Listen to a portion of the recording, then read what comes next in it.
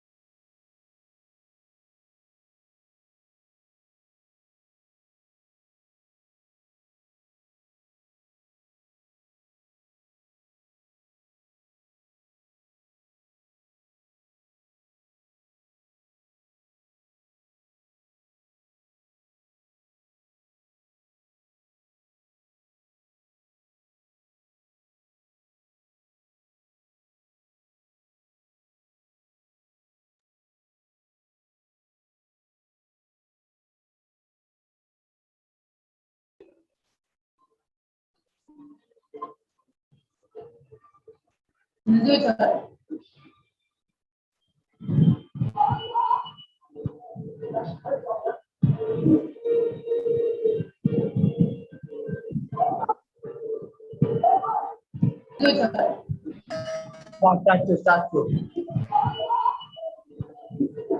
ठीक है वापस चालू करो वापस इंस्टॉल करो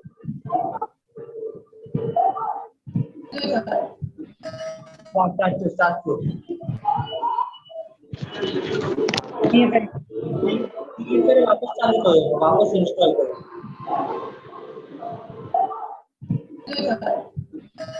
Contact to start to. ठीक है वापस चालू करो वापस इंस्टॉल करो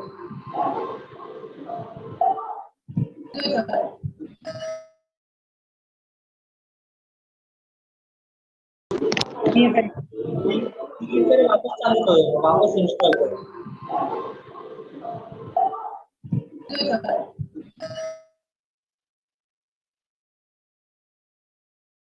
ठीक है वापस चालू करो वापस इंस्टॉल करो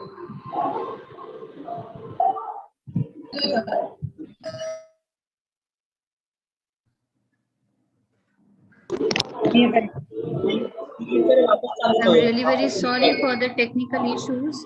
Just give us few moments. Sharwari madam. ठीक है Yes, madam. Ma'am, I'm really very sorry for the technical issues. Just give us few moments. Hello. Sharwari madam. Yes, madam. Yes, madam. I'm really very sorry for the technical issues. Just give us few.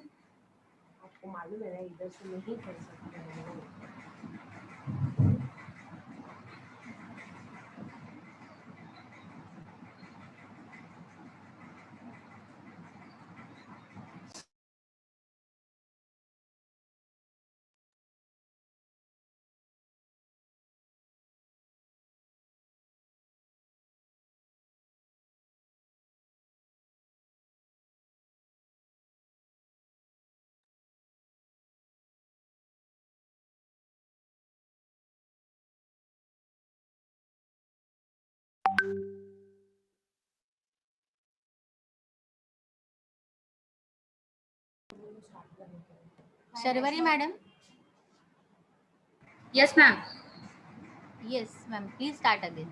Actually, there were some technical issues. So request you all to please start, request Sharvari ma'am, please start again. Sorry for the interruption. Okay, ma'am.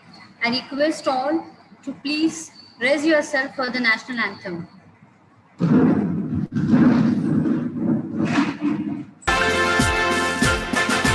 Jana Gana मन अधिनायक जय हे भारत भाग्य विधाता। पंजाब सिंध गुजरात मराठा द्राविड़ उत्कल बंगा। विंध्य हिमाचल यमुना गंगा उच्छल जलधि तरंगा। तव शुभ नामे जागे तव शुभ आशीष मांगे। गाहे तव जय गाथा जन गण मंगल दायक जय हे भारत भाग्य विधाता। जय हे जय हे जय हे जय जय जय जय हे।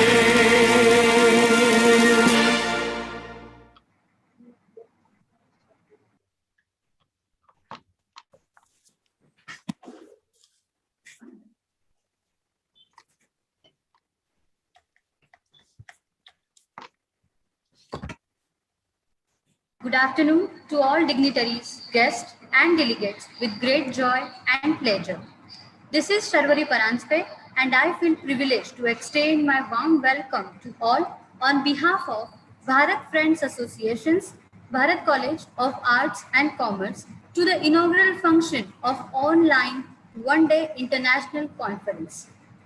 Our country is well known for our culture and tradition.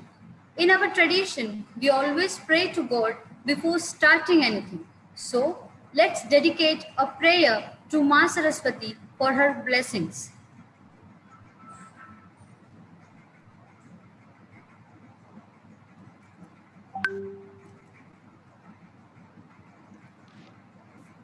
या कुन्देन्दु तुषारहारधवला या शुभ्रवस्त्रावृता या वीणावरदण्डमण्डितकरा या श्वेतपद्मासना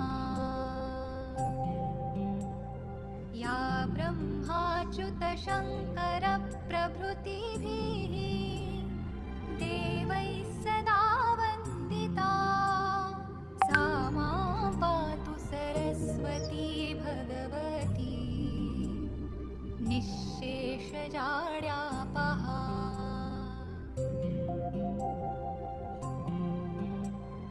शुक्लां ब्रह्मविचारसारपरमाम् आद्यां जगद्व्यापिनीम् वीणा पुस्तकधारिणीम् अभयदाम् जाड्यान्धकारापहा। हस्ते स्फाटिकमालिकां विदधतीं पद्मासने संस्थितां वन्दे तां परमेश्वरीं भगवतीम् बुद्धिप्रदां शारदाम्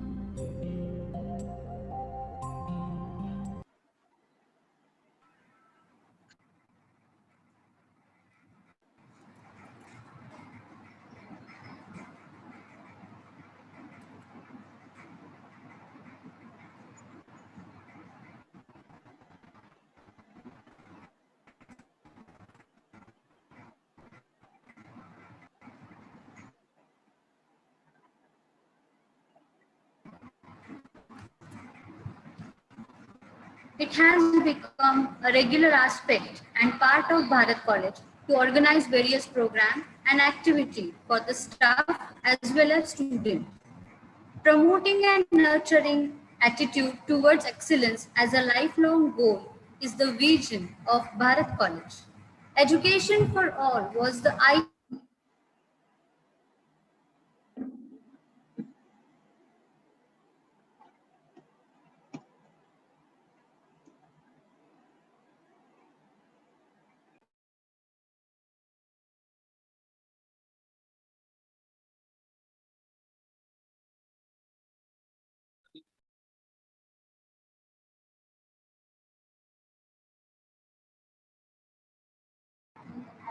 Hello, Savita madam, am I audible? Yes, madam. Actually, there is some network fluctuation. I'm very sorry for that.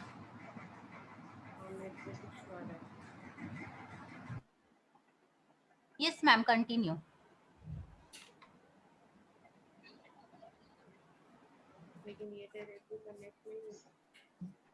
Sharwari madam, can I continue? Okay, I'm really very sorry. It has become regular aspect and part of Bharat College to organize various programs and activities for the staff as well as students.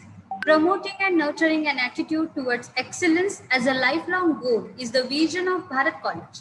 Education for all was the idea behind establishing first degree college in the area where nothing was developed. Bharat College of Arts and Commerce, established in 1991 as the first degree college in the Badlapur. Also, it is the first degree college that went for NAC accreditation in the area. We have हम रखते हैं college शुरू किए हैं second cycle also. The founder of Bharat Friends Associations, led Sri photo बताओ P. College में Prasad, कुछ बूटा गए had a vision to develop overall personality of students. Keeping this in mind, our college organizes various activities for nine students. मर गए We have NSS through which we help society, TLLE and Rotaract club activities contribute in students' overall development. College has been awarded as a Green Army because of activity like Plantomania, in which we try to convey the importance of trees by planting and nurturing many trees. Also, college had started E-West Center. Today's conference is also one way of promoting students and teachers to improve critical thinking and engage more in research. To set up a pace of this event, I invite Dr. Savita Punjabi, the convener of this program, to highlight more about the program. Before that, I would like to introduce her. Dr. Savita Punjabi has 19 years of teaching experience, and till now, more than 20 papers have been published in various conferences. Madam has completed 2 minor research projects funded by University of Mumbai. She is the versatile personality of our college. She is a poet by heart and received prizes in many elocution and poem competitions. I cordially invite Dr. Savita Punjabi Madam to talk about the program. Thank you, Sharwari madam, for giving me this opportunity and giving a brief but beautiful biodata. Thank you, ma'am. Good afternoon, dignitaries on the virtual dais and all my dear teachers and student participants. As every coin has two sides, this pandemic also proves the same. The disease that has shaken up the world with increasing graphs of death tolls has also given us all a chance to attend such conferences that leads to deliberations concluding with food for thought. Friends, every dark cloud has a silver lining. So is this turbulent time. that has forced us to go digital. There are problems, but there are opportunities and creative ways that are mandatory to survive now, which otherwise seemed difficult. We as teachers have adjusted a lot for making our online lectures effective and live. I hope everyone will agree. But at the same time, the learners who are at the receiving end are also required to make arrangements of smartphone, network, etc. to cope up with the loss of studies. So need was felt to understand the impact of Corona, not only in the education sector, but other sectors as well. And also to discuss out the strategies that can ensure our sustenance in future. Therefore, keeping this idea in mind, we at Bharat College of Arts and Commerce thought of organizing an international conference that can help to understand the holistic approach towards sustainable development. The way mankind is affected, the mode in which economic growth is slowed down, really needs all your expert inputs so that being educators, we can ensure an important part in the development of the pandemic affected globe. At the end, I'm thankful to all my virtual participants for their wholehearted contributions and support in organizing such a grand event. My words will not be complete without saying thanks to our chairperson, who, when asked for the permission, answered in encouraging tone, yes, go ahead for the conference. It really lit the spark to complete the event. And today, here we are. Also, I'm thankful to our in-charge principal, ma'am, who has never learned to say no.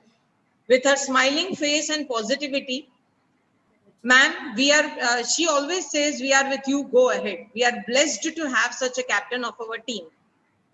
Lastly, my work will not be complete if I am not giving thanks to my whole team, who till yesterday night kept on asking and ensuring, saying that, madam, we are with you. Any work, just give a message. Really thanks to everyone making me a part of such an encouraging and motivating Bharat family. I would end with a positive note of 4 lines. Though the pandemic has affected world health, demanding more immunity, but friends, just keep eyes open and mind ready, as every challenge comes with opportunity. Every challenge comes with opportunity.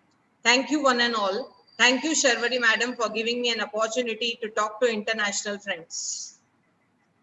Thank you, Savita madam. These last lines were really very interesting and motivating. Thank you so much. Thank you, ma'am. If your actions inspires others to dream more, learn more and become more, then you are a great leader. And for successful completion of any task, you need a leader to convert dreams into reality. We are really blessed with such a kind leader, Dr. Neetu Kapoor, the in-charge principal of Bharat College. Madam has completed MMS from Bharti Vidyapith with gold medal. She has qualified CIMS exam from London and awaiting its membership. Madam has taken the charge of principal in the year 2005. Since then, she is the handling administrative duty. She is the secretary of Kalyan Ambarnath chapter of ICAI. She is also working as a management consultant with R. Nanaboy and Company. Neetu madam have published many research papers in national and international journals. She is the chief editor of an international online journal, Episteme. This list is just endless. Hence, I request Dr. Neetu Kapoor madam to address the audience. Thank you, Sharvari ma'am.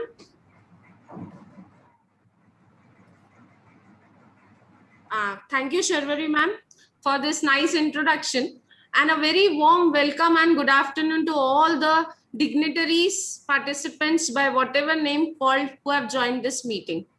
At the outset, I take this opportunity to welcome today's chief guest, Ms. Panya Munyal, keynote speaker, Ms. Pramila Khadun, chairman of the trust, our leader, our guide, our philosophy is led by him, Mr. Bharat Sarupa.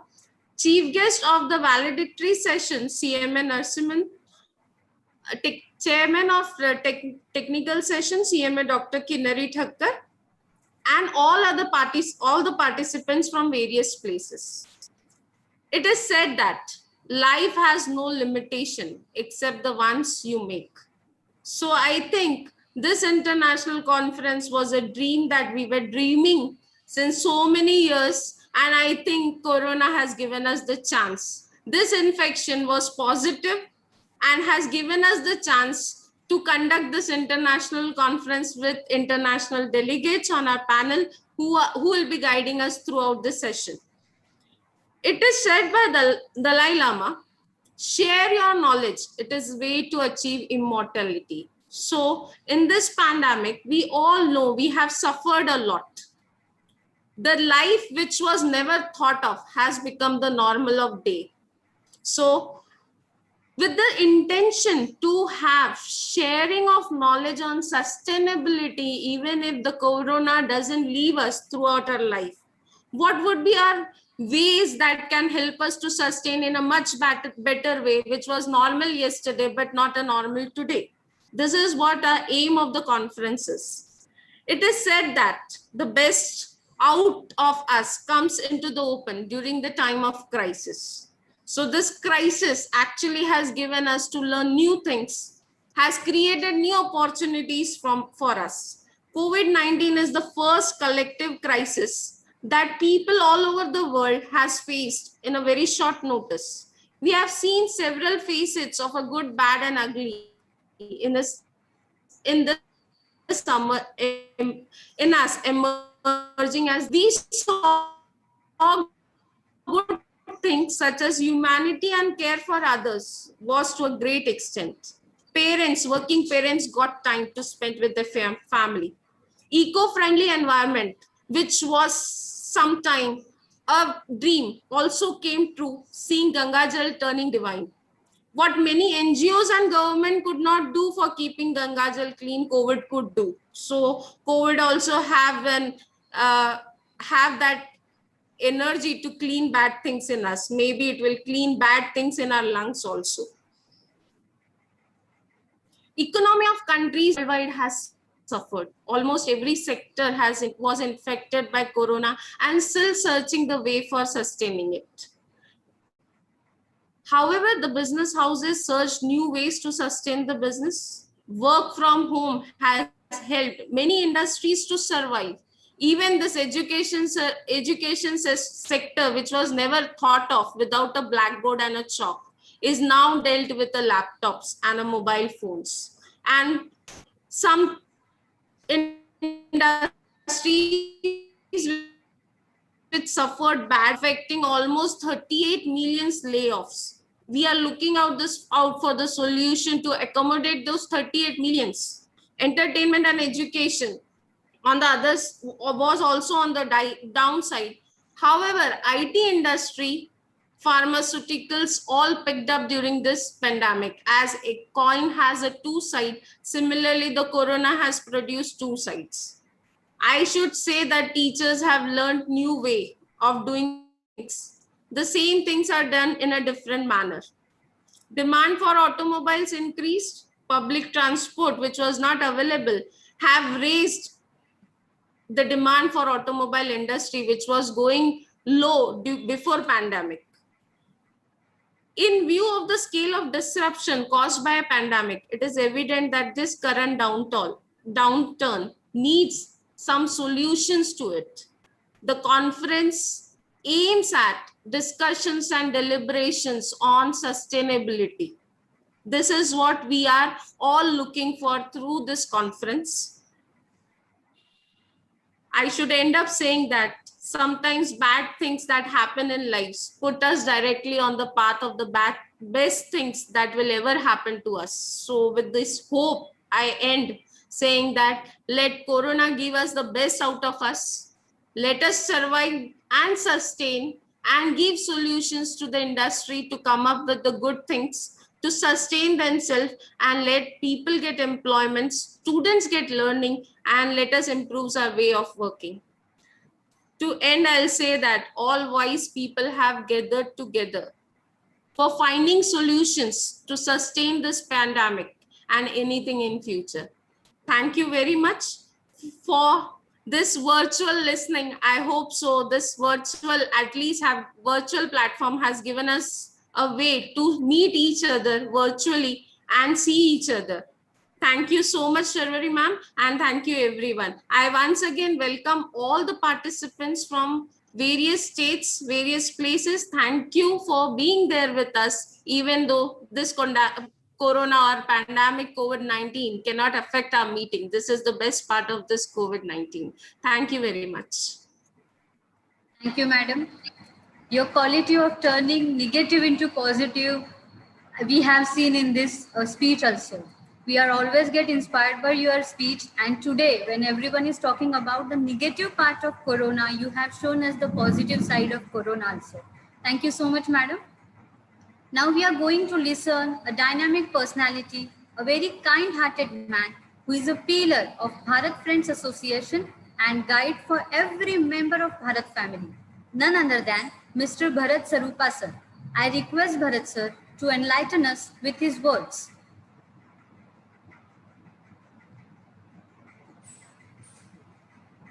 Bharat sir?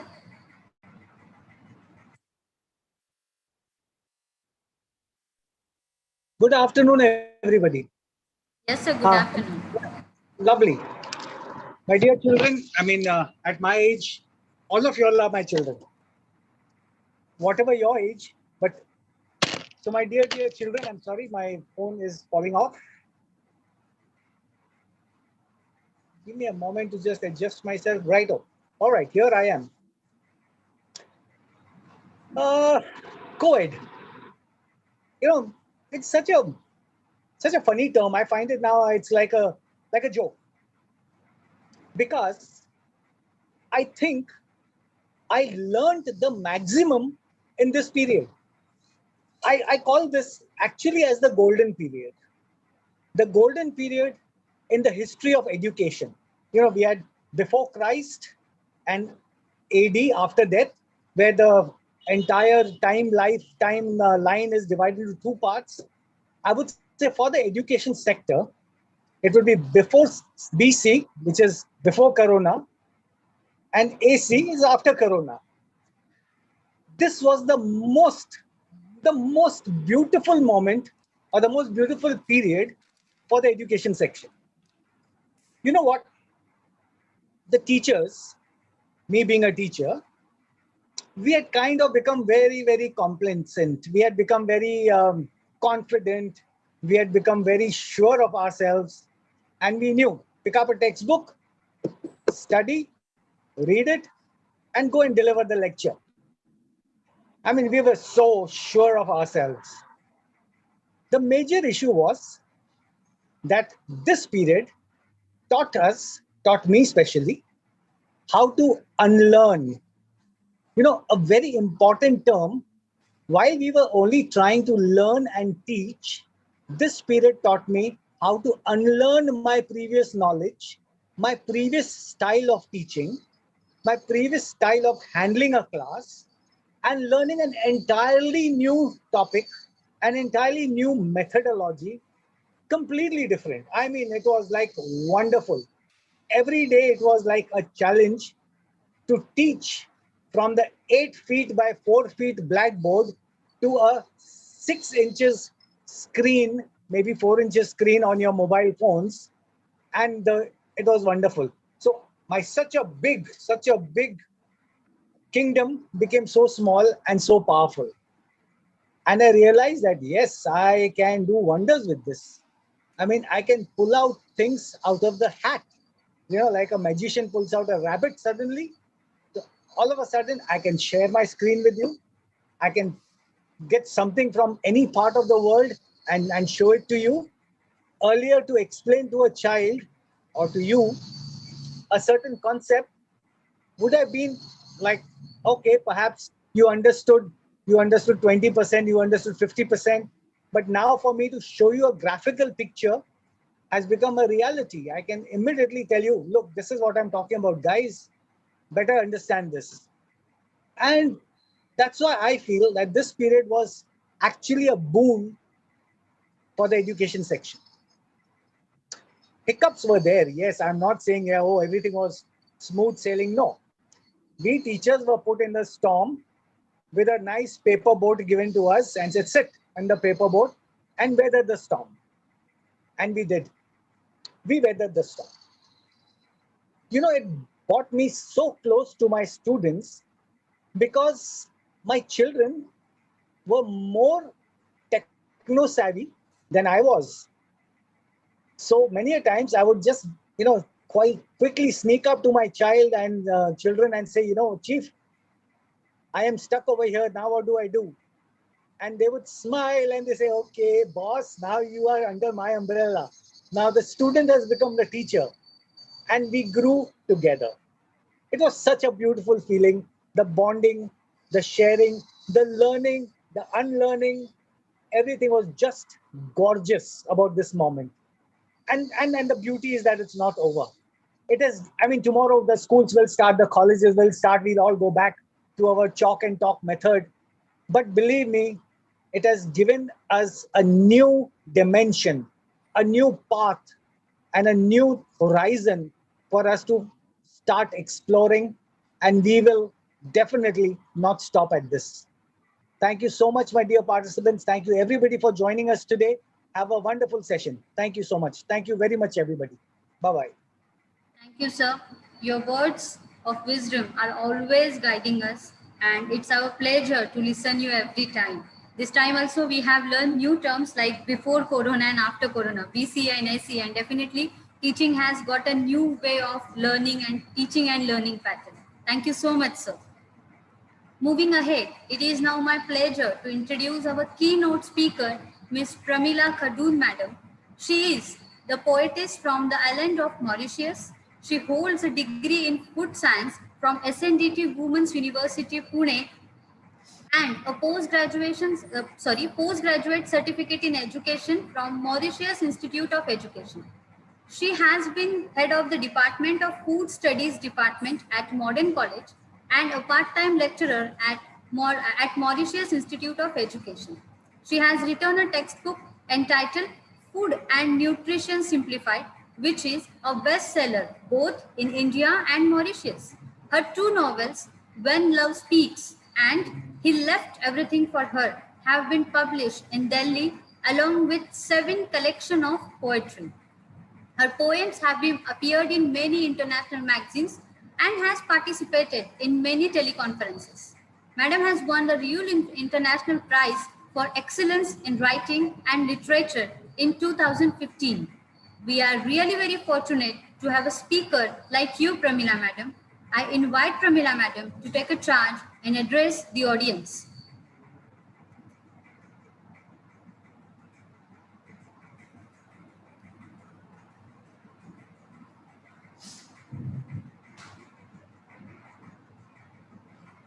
Pramila madam. Pramila madam, please unmute yourself. You are not audible, ma'am.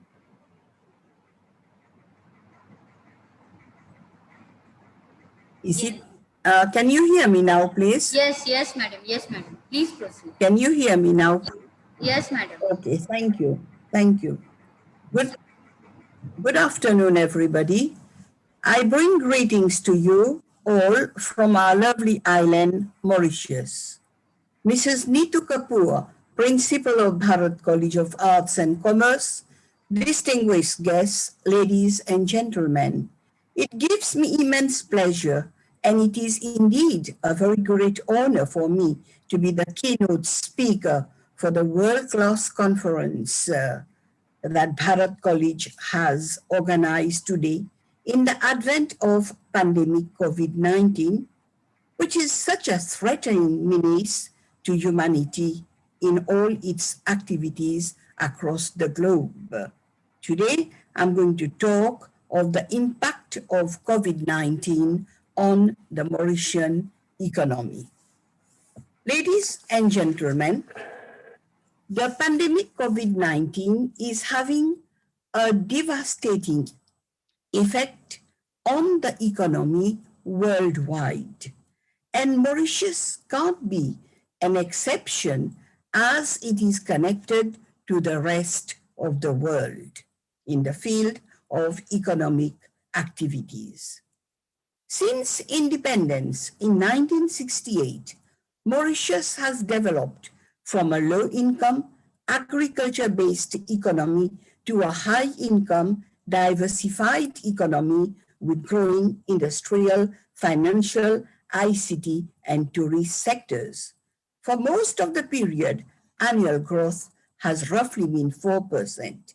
This compares very favorably with other sub-Saharan African countries, making of Mauritius a leader in the region. Since 1980, owing to the economic success achieved due to rise of sugar on world market, there has been rapid growth of the financial services sector, boosting various types of offshore activities like banking, offshore insurance, offshore funds management, operational headquarters, international consultancy services, shipping management, aircraft financing and leasing, international licensing and franchising, international data processing, information technology services, and so on. Since 2002, Mauritius has invested heavily in the development of a hub in information and communication technology.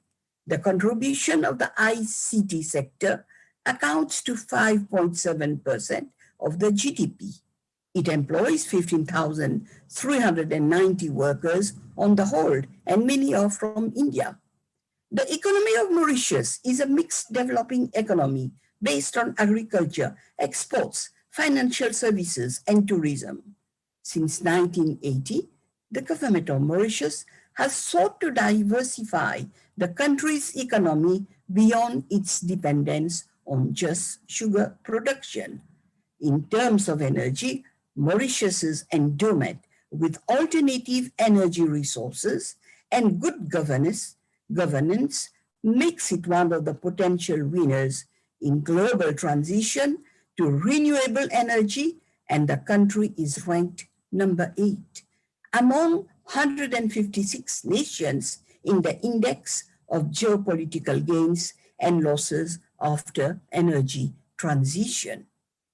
The Republic of Mauritius is a democracy with roughly 1.3 million inhabitants in its 3 main islands, Mauritius, Rodrigues, and Agaliga. Rodrigues and Agaliga have so far not been affected at all by COVID-19, but Mauritius, being the 10th most densely populated country in the world, about 1 million tourists visit the island yearly, with its significant reliance on external trade, we expect unprecedented negative effects on Mauritian economy. The hospitality industry is already taking a big hit with travel restrictions. Airplanes are grounded and staff are on leave. Hotels are closed, and some hotels, however, scattered in various regions of the island, are operating as quarantine centers. The tourism sector, taking into consideration the hotel industry as well as the ancillary business that makes up the tourism industry, account for approximately 25% of the GDP. The biggest providers of tourists to Mauritius is mainland Europe, which is currently going through very hard times with COVID-19. Corona has affected the arrival of tourists from these regions, and how long will this situation last is not yet known. All this is resulting in massive loss of jobs. Ladies and gentlemen, COVID-19 has also affected the textiles manufacturing industry, the construction sector, in guise of the high-end properties that are sold to foreigners, is as well going through a slowdown or recession. Pandemic like COVID-19 has led to deaths, impoverishment of the population, and worsening of the country's economy. Since 5th March 2021, 400 people have been affected with a few death cases. The IMF, International Monetary Fund, projects that this would lead to the worst worldwide recession since 1929. The Republic of Mauritius has been assigned the highest score on the Stringency Index by Oxford researchers. The outstanding debt level issued by both the government and the central bank amounts to approximately 370 billion rupees. Out of that, around 30%, representing approximately 100 billion rupees, have been raised or borrowed by the central bank. Mauritius Investment Corporation, MIC, has received 18 billion rupees from the central bank, which has been allocated to different bodies. In fact, some economists suggest that the 63 billion rupees must not be reallocated, but should be kept for darker days. However, it was a breath of fresh air for self-employed workers to receive a monthly allocation of 10,000 rupees during COVID-19 times. Once we have a shortfall of foreign currency, because some of the main sectors of the economy are facing massive issues, mainly the tourism, textiles, manufacturing, and construction sector, there is a possibility that our local currency would depreciate. This is a phenomenon, not only in Mauritius, but we have seen it across emerging market currencies worldwide. If the prevalent condition continues for the next 12 to 24 months, it will have an impact on the Mauritian rupee.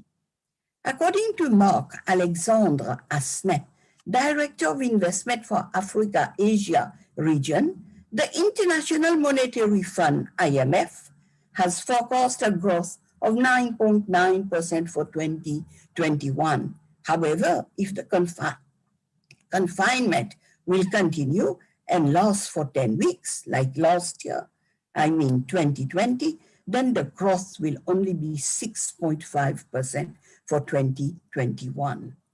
An extension of the moratoria has been granted to economic operators, including small and medium enterprise, under its COVID-19 to boost the capacity of our commercial banks to relieve operators in financial distress. During the COVID-19 recessionary period, rates and yields are going down and investors are very cautious about investment. The focus is more on asset protection rather than growth and yield.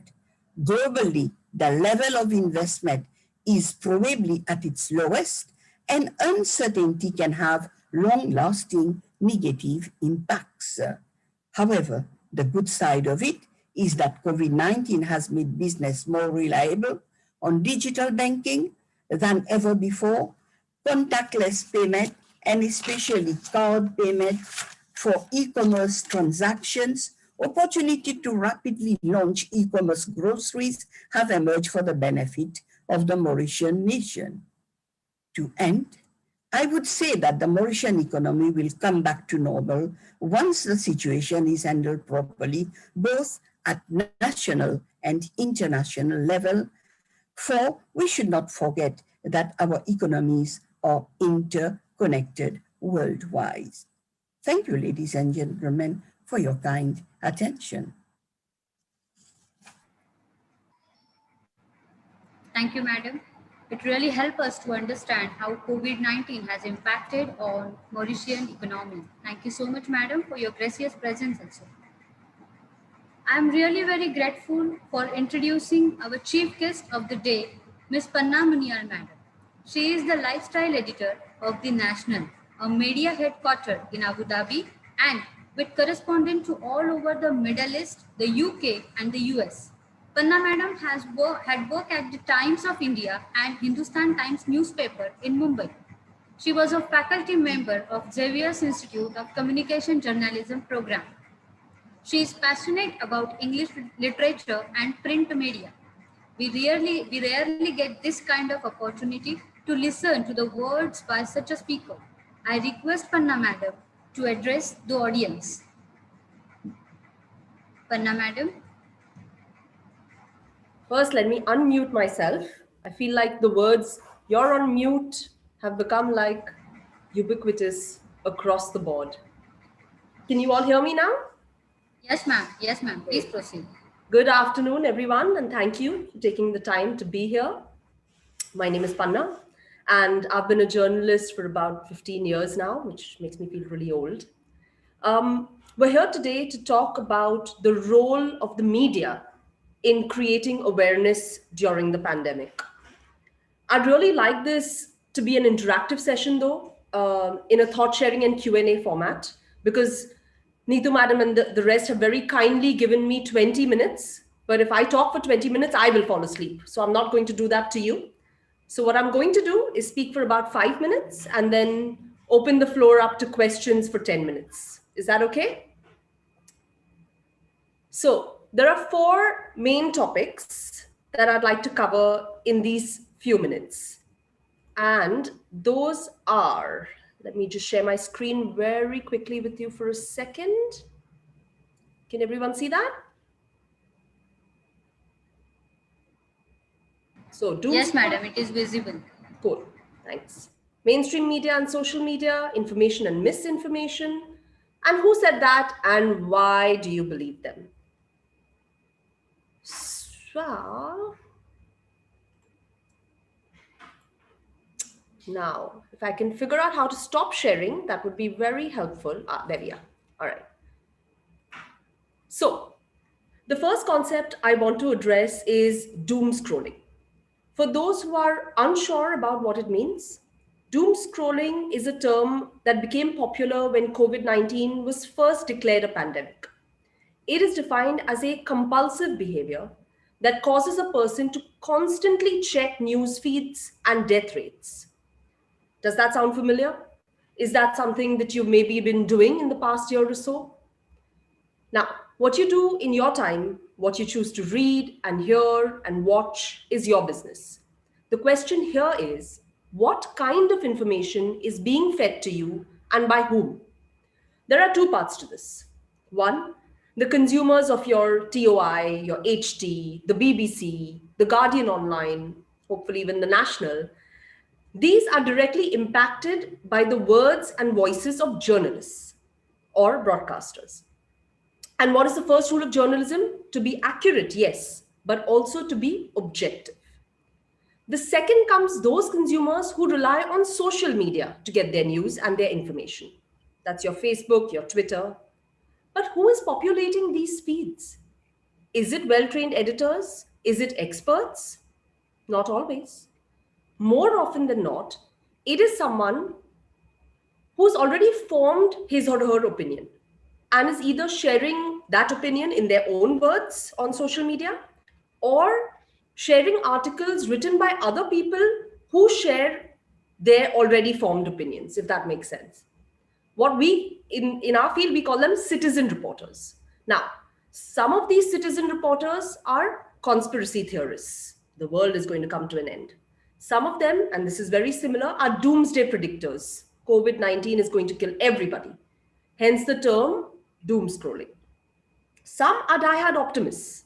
Some are ostriches. They want to bury their heads in the sand and pretend like everything outside in the world is all rainbows and butterflies.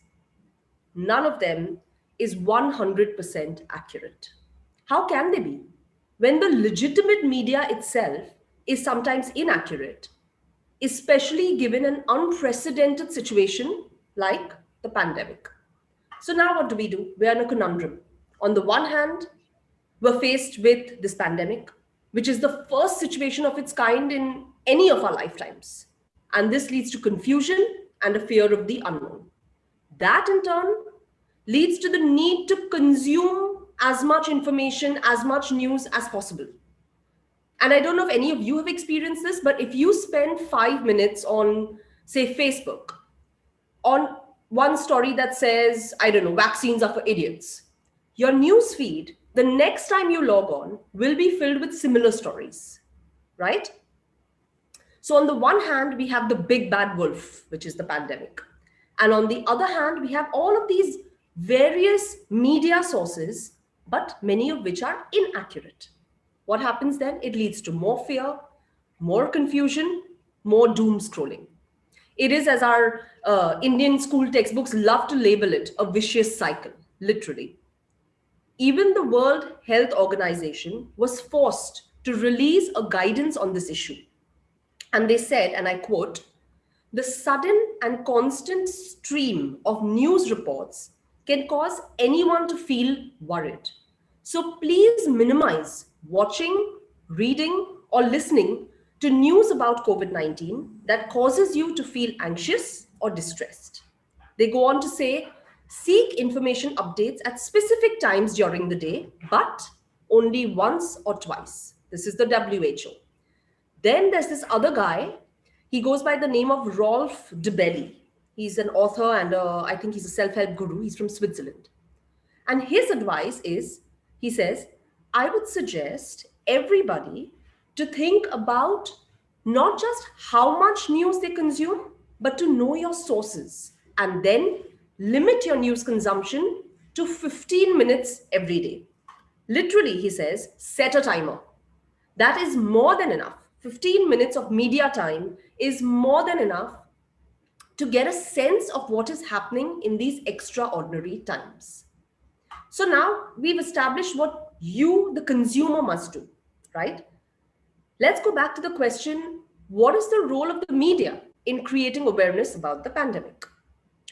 My friends, the role of the media in creating awareness during a pandemic is exactly the same as the role the media should play in creating awareness about anything. That could be war, that could be politics, that could be Fashion Week.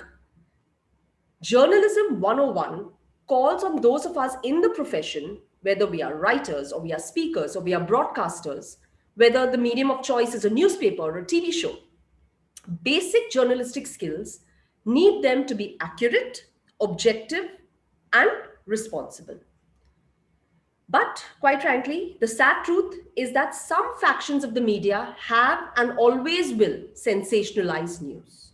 It is up to you and even me, because even I consume other news, to make a decision about the quality of content and the authentic sources we want to turn to. Also, please remember that the media is also finding its feet when it comes to COVID-19. It has never happened before. And to give the devil his due, the media is collating and providing the information that we all need to know. Information that keeps us updated, it keeps us knowledgeable, it gives us direction.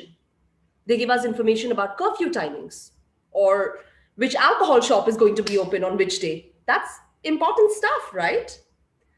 Above all, we need to keep an open mind. Say you genuinely believe that wearing a face mask is useless. But if you come across a piece of news that goes against what you believe, it is coming from a reputed publishing house, it is backed up with claims from doctors and scientists and journals, be open to it.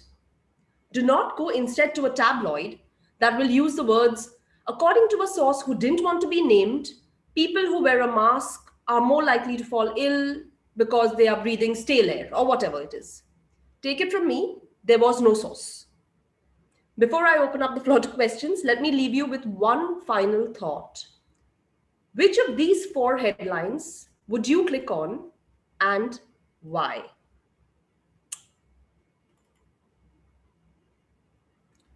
COVID-19 can be controlled if we're all careful, says scientist. COVID-19 is going to kill at least 1 billion people, says astrologer. COVID-19 was predicted by a 17th century saint in France, says the Pope, let's say. And how did Ranbir Kapoor get COVID-19? Read the full story here. Now, which headline would you click on and why? So I'm going to open the floor to questions. I know there are a lot of participants, but maybe if some of the organizers of the thing have a question or anything related to the media, I would be happy to try to answer. Anyone is interested? Yes, Suman Yadav. Please unmute yourself.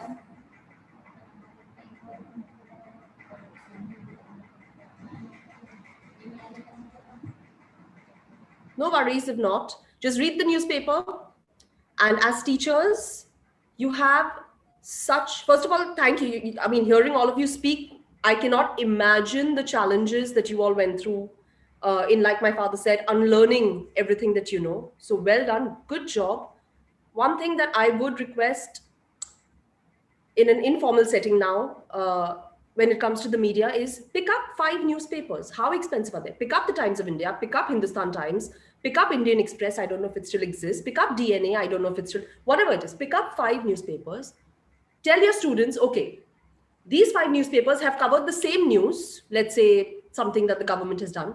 Read the headline. How is the headline in TOI different from the headline in HT? How is that different from the Hindu? How is that different from, you know, the Telegraph, let's say, if we can get access to it? And compare and contrast and know for yourself as an educated, literate consumer that, listen, this guy is just sensationalizing it. Mumbai Mirror is just sensationalizing it, but say the Hindu is giving us the proper information. So the responsibility at the end of the day is on you to what you consume, as well as onto me on what I report. But just because I report rubbish doesn't mean that you need to buy it, is the whole point of the media, I think. Thanks. Suman Yadav. Ma'am, do you want to ask any question? You can put it in the chat box. Participants, if you have any question, you can put it in the chat box.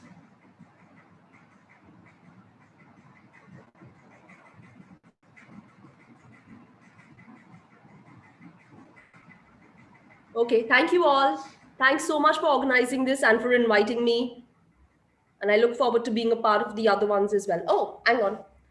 Do you think there should be some monitoring on NUAT? What's NUAT? On news? News. There should be monitoring. So that's the irony, right? Because at the end of the day, the news is supposed to be the monitor. But yeah, there should be a watchdog agency, definitely. And I believe in India, it does exist. In the UAE, not so much, where I am now for the past about 10 years. There should be a watchdog agency, but at the end of the day, what is news? It's everywhere. A newspaper itself is not formal news. You may get your news from Facebook or you may get your news from Twitter. So who's going to control that? Who's going to monitor that? I don't know. It's a tough one. Yes, mainstream news perhaps should be monitored, but it's not possible to monitor every bit of content that you, your family, your students consume. It's just not feasible, given that all of us are these days reporters. We can share our opinion on various channels, which can be read by millions of people, basically. Ma'am, there is one more question from Vijaya Kumari. In your opinion, which newspaper gives authentic information? The National. Read The National. It's based in the UAE, but we have an international section which also covers some news of India and the rest of the world. It won't be fair for me to answer this question. I worked at Times of India for, I don't know, 4 or 5 years. I've worked at Hindustan Times for about 2 years. Between the two, I really liked Hindustan Times because when I used to attend the morning conference, there was an actual sort of conscientious decision to report news, like I said, with those 3 things: accuracy, objectivity, and responsibility. So to me, HT is a really good newspaper. TOI is more advertising friendly. And I wish Vishal were here and he could have spoken to you a bit about that. My husband is in advertising. But it's the most read newspaper. It's the mass newspaper. So say 90% of people read TOI, unfortunately. So there's no best or worst. It's HT. I would choose HT, let's say. Okay, ma'am. Thank you so much. There is one more question. What is your perception about news spread through social media? So that's exactly what I was saying. On social media, even an expert, remember, would have his or her own opinion.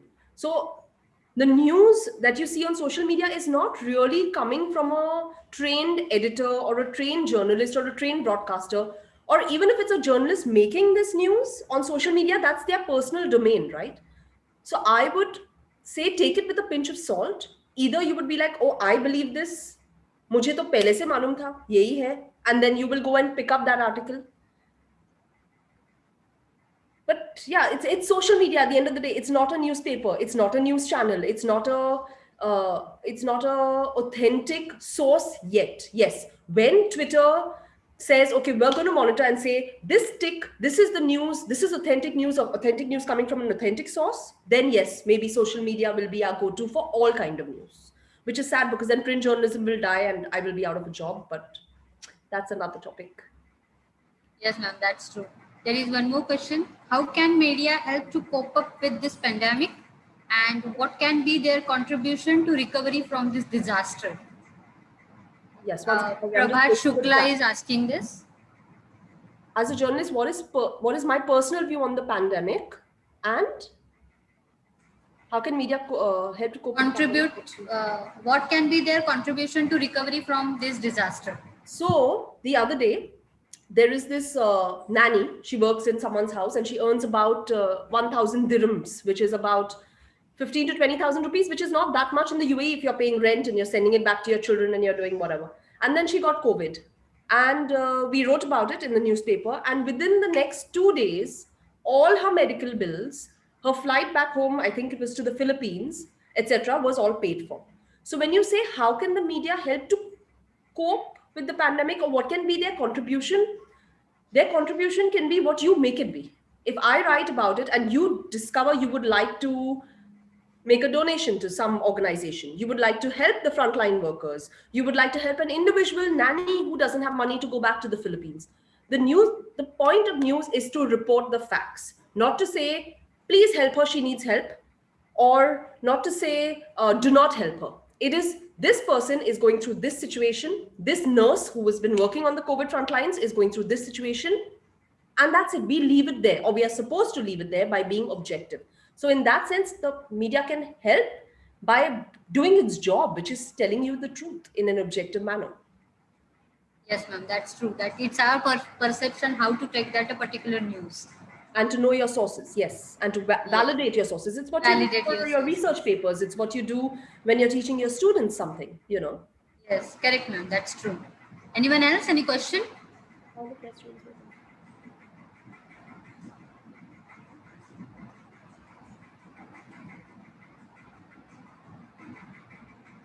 What about digital newspapers? Digital newspapers, you mean e-newspapers? Like Livemint? Yeah, so there are many. So everything is digital now, like we've all been discussing throughout. Every print newspaper will have an e-wing, and hopefully that e-paper replicates the news, but because it's infinite, obviously we can give you many more longer features, we can give you much more news. Again, you have to go through a reputed source. Livemint, unfortunately, I'm not very familiar with it, so I can't answer directly about that, but a digital newspaper should function very much like a regular newspaper. So I would say go to your digital newspaper that is already an established publishing house. So something that already has a base, not just a new digital newspaper that has been formed. That would be my advice for that. As we use them in research as well. Yeah, of course. But when you do research, you don't, hopefully you don't plagiarize, right? So one fact is something that you must confirm with various sources. So one digital newspaper cannot be your go-to. I would say, I think it's also important to go to the library and check out a book. I think it's also important to pick up the phone and speak to an expert such as Ms. Pramila in Mauritius if you're doing a story about that. So get various sources, which is what we also do, and then do your research papers. Yeah, that's true. Thank you, ma'am. Thank you. Anyone else? Any question?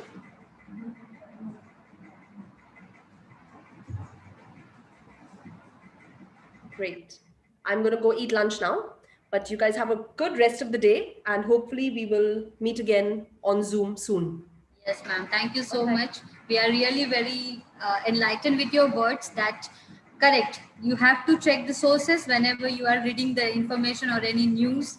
And that's really true. Whenever you are doing research or whenever you are reading any news, you first of all check the resource and then only put your own opinion on it. That's true, ma'am. Thank you so much. And we are really very thankful to you for giving your time. Thank you very much. Bye-bye. Yeah. Thank you, Panna ma'am. Now I request CSIT coordinator Shweta madam to propose a formal vote of thanks.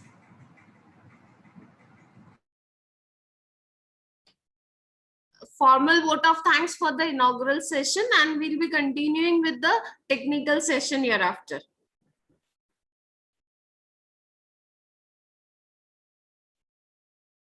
Shweta madam, please unmute yourself.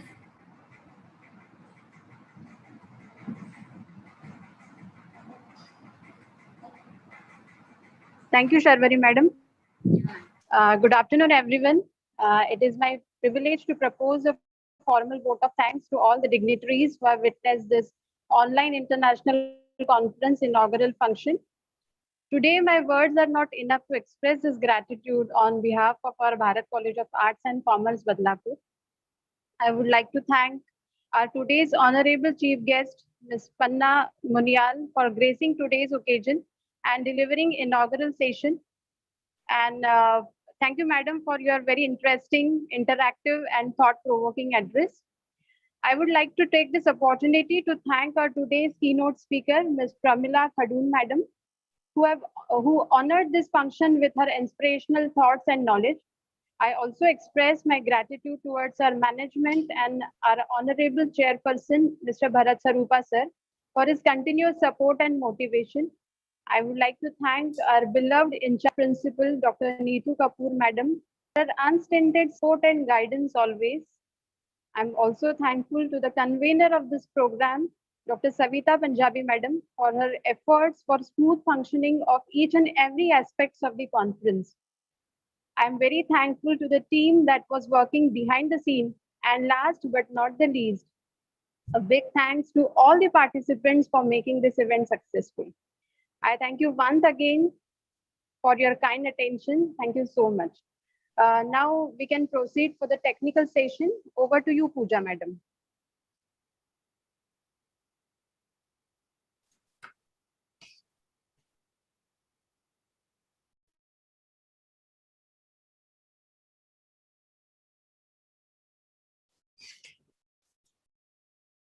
We are starting with the technical sessions. We request all the paper presenters to please be there. Pooja madam is taking over this technical session. Shall we start, miss? Yes, yes, sure. Just 1 minute. Kinnari ma'am is not joined. Just let me check with her. Okay, miss. Till that, let me check the participants who are there for the presentation. So the first is Sohil Pirani, sir. Sir, are you there? Yes. Participants, if you all are there, please, if you all can raise your hands. Yes, ma'am. Yes, sir, yours will be the start. Yes, so ma'am. I'm ready. Yes. Yeah. So you just get ready. Now you will be sharing the screen, sir. Yes, ma'am. Definitely. Yeah. Okay. Then you just get ready. In 5 minutes, we'll be starting. Okay. Next is Aju Mukhopadhyay, sir. Who is there?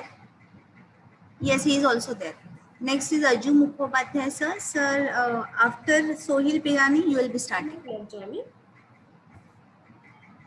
Okay. Next is Harjeet Kaur. Let me unmute. Okay. Next is Harjeet Kaur. Harjeet Kaur, ma'am. Harjeet Kaur is there?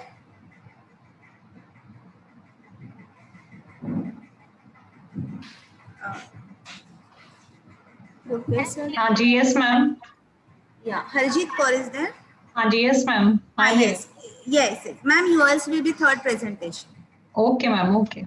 Ma'am, Kinnari ma'am is just joining. Yes. 2 minutes. She's just few seconds. She's joining. Okay. After Harjeet, Manohar Kumar will be there. So Manohar Kumar, sir, are you there? I think sir is not there. Okay. Next will be Bhavesh Tare. Bhavesh Tare, sir. Yes, he's there. Bhavesh Tare, sir, yours will be 5th number. Mayuri Taude. She's also there. So after that, see, I'll be announcing the names after each presentation. So you just get ready, and we have opened the sharing screen on, so you can share your screen. So be ready with your presentation and for the presentation. We'll be starting in next few minutes. Thank you. Ma'am, you're able to see my screen, right?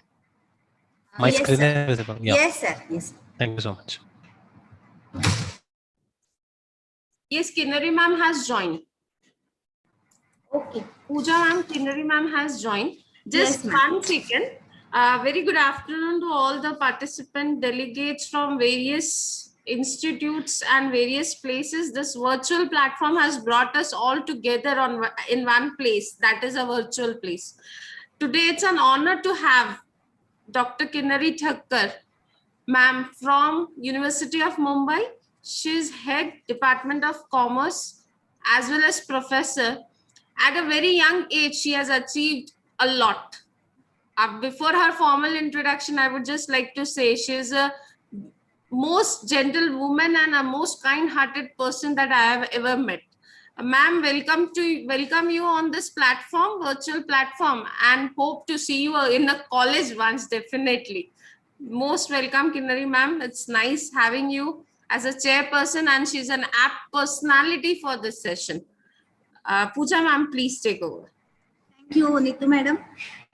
So good afternoon, everyone. Myself, Professor Pooja Oak from the Department of Management Studies, Bharat College of Arts and Commerce, Badlapur. I will be the host for the technical session. First, I would like to give you the formal introduction of the chairperson of the technical session, Kinnari Thakkar, Dr. Kinnari Thakkar, madam. So CMA Dr. Kinnari Thakkar, she is the professor and head Department of Commerce, University of Mumbai. She has done PhD, MBA in Finance, Cost and Management Accountant. She is the company secretary, MCOM, and she has received a gold medal for MCOM in Mumbai University. She has total experience of 22 years. Her area of specializations are accountancy and finance. She was the former principal of SIES College of Commerce and Economics in Mumbai. She is the PhD guide for the accounts and commerce as well. Her teaching awards, she has received Dr. APJ Abdul Kalam Award for Teaching in Excellence in 2018. She has received Shiksha Ratna Puraskar for meritorious performance in teaching. Her academic award, she is awarded with number of gold medals, like gold medal for securing highest marks in MCOM in the University of Mumbai. She has received Golden Jubilee Trust Gold Medal by Sydenham College of Commerce and Economics. She is the co-author of 6 books in the subject of accountancy and finance. Then academic experience, she is holding various statutory positions in the University of Mumbai, like she was the chairperson of Board of Studies in Banking and Finance, member of Board of Studies in Accountancy, and special invitee of Board of Studies in Business Management in University of Mumbai. Now going ahead, she has been a chairperson of 28 conference and seminars, equally 111 workshops and webinars. So, ma'am, it's my privilege to welcome you on behalf of Bharat Friends Association, Bharat Groups, and all the teachers, non-teaching staff of Bharat College. So, welcome, madam. Thank you, madam. Now we are starting with the session, madam. Presenters are ready with the presentation. So, the first presentation is Sohil Pirani, sir. He is ready with the presentation and the screen is there. Next will be Aju Mukhopadhyay. Thank you. Sohil sir, up to you now. You can start. Ma'am, I'm audible. If I'm Yes. audible, yeah. Yes. So, yeah, good afternoon, everyone. My name is Sohil Pirani. I'm a research student. I'm pursuing my PhD from BAMU, Babasaheb Ambedkar Marathwada University, Aurangabad. So today's topic is critical survey on non-acceptance of e-banking. So as we can see, there is a shift from cash economy to cashless economy post-COVID, but still there are many literate or many educated people who are not accepting the e-banking. So the main purpose of my research is to find out the objective or the purpose of my research is to find out various dimensions, various factors that contribute to the challenges for non-acceptance of e-banking. And from all the dimensions, all the factors, I want to find out the prominent, the key or the crucial dimension which contribute to the challenges for non-acceptance of e-banking. So research methodology, there are three types of research design: exploratory, descriptive and experimental. But in my current research, in my current study, I have adopted a descriptive research design. I have collected the data and I am I am applying data analysis technique. Thus it is a descriptive research design. And I have referred various journals, articles, books through which I have gathered various indicators, items, variables, and also through which I have made my questionnaire, and I have collected data from 250 samples. So I have the sources of collection of data are both primary as well as secondary. So the sample element is individual. I have collected 250 sample. As per the Nunnally principle, the required sample is 10 for each indicator, and there are total 20 indicators to 20 items. So 20 into 10 is 200, which is the minimum required sample size for my current study. But still, I have collected 250 data from this 250 data, which is more than sufficient. In the current research, I have used non-probability purposive sampling. I have collected data from respondent who are educated, and the target population is individual of Mumbai region. In the current research, I have used IBM SPSS 26 and Microsoft Office Excel 2016, and the statistical technique which I have applied to accomplish the objectives are exploratory factor analysis technique. So out of 250 respondent of Mumbai region, 120 are female and 130 are male respondent. So this is KMO and Bartlett test. So basically KMO and Bartlett test is also a measure to examine whether my sample are educated or not. So above 0.70 is above 0.70. Generally, if it comes above 0.70, it means the sample size is sufficient for further analysis. And the Bartlett test of sphericity here, it is 0.000, which means the correlation matrix which is extracted after EFA, after exploratory factor analysis, is distinct, is different from the identity matrix. Identity matrix is 1 at the diagonal and 0 off diagonals. So my correlation matrix is different, distinct from identity matrix. It means there are sufficient amount of correlation between the indicators. Then I have extracted total 6 factors, and total variance explained is 68.898%, which means the reason for non-acceptance of e-banking, 68.89% is explained from this particular 6 factors. So this is a scree plot. A scree plot is basically a graphical method to extract the factor. So here there are the eigenvalues. Eigenvalues are some of the factor loading scores vertically. So if it is generally above 1, so those all factors we can extract. So here we can see that I have extracted 6 factors, total 6 factors, which has several indicators in it. So first factor is, just 1 second. Yeah. Okay, so the first factor is trust and privacy, in which there are 5 indicators: lack of securities, risk of hacking, increase in e-frauds, trust issues, fear of disclosure of personal data. The second factor extracted is electronic illiteracy, which has lack of awareness, lack of knowledge, complex instruction, difficulty process of linkage of documents and bank details with wallets. Then we have limited scope. We all know that it is not accepted by all the merchants. So limited merchant acceptance, limited to Indian transaction, non-acceptance in backward areas. Then customer support, lack of customer support, non-availability of offline customer support, and lack of responsiveness by the staff. And then we have technical issues, in which we have amount debited by bank but not received by the beneficiary, failure of transaction, problems in scanning barcodes, etc. Then we have infrastructure, in which we have dependence on device and internet connectivity. So there were 20 indicators, 20 items. So I have applied data reduction technique, and I have extracted 6 important factors which are explaining around 68.89% of variation.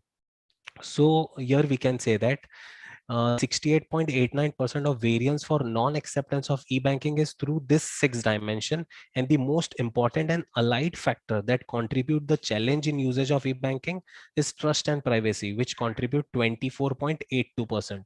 So if we have to convert the cash economy into cashless economy, so here I have written some suggestions and conclusion. E-wallets and e-banking should improve the security system, and there are various way: antivirus, anti-malware protection, firewalls, SSL, etc. Then bank must promote online transaction by various campaigns such as no charges for online transaction, rewards for online transaction. Should also support in usage of e-banking, and also various measures must be taken to improve the customer services, and various measures must be taken to increase the scope by attracting non-users and also allowing international transaction. So that's all. This is a small research. So, ma'am, I have completed my presentation. Yes. Kinnari ma'am, shall we go ahead? Yes, madam, we'll move ahead. Yeah. Thank you, Sohil sir. Thank you so much. Okay, welcome, ma'am. The next will be Arju Mukhopadhyay sir. And after that, Dr. Harjeet Kaur. So, Arju Mukhopadhyay sir. All are requested to stop sharing immediately. Sohil sir, please stop sharing your screen.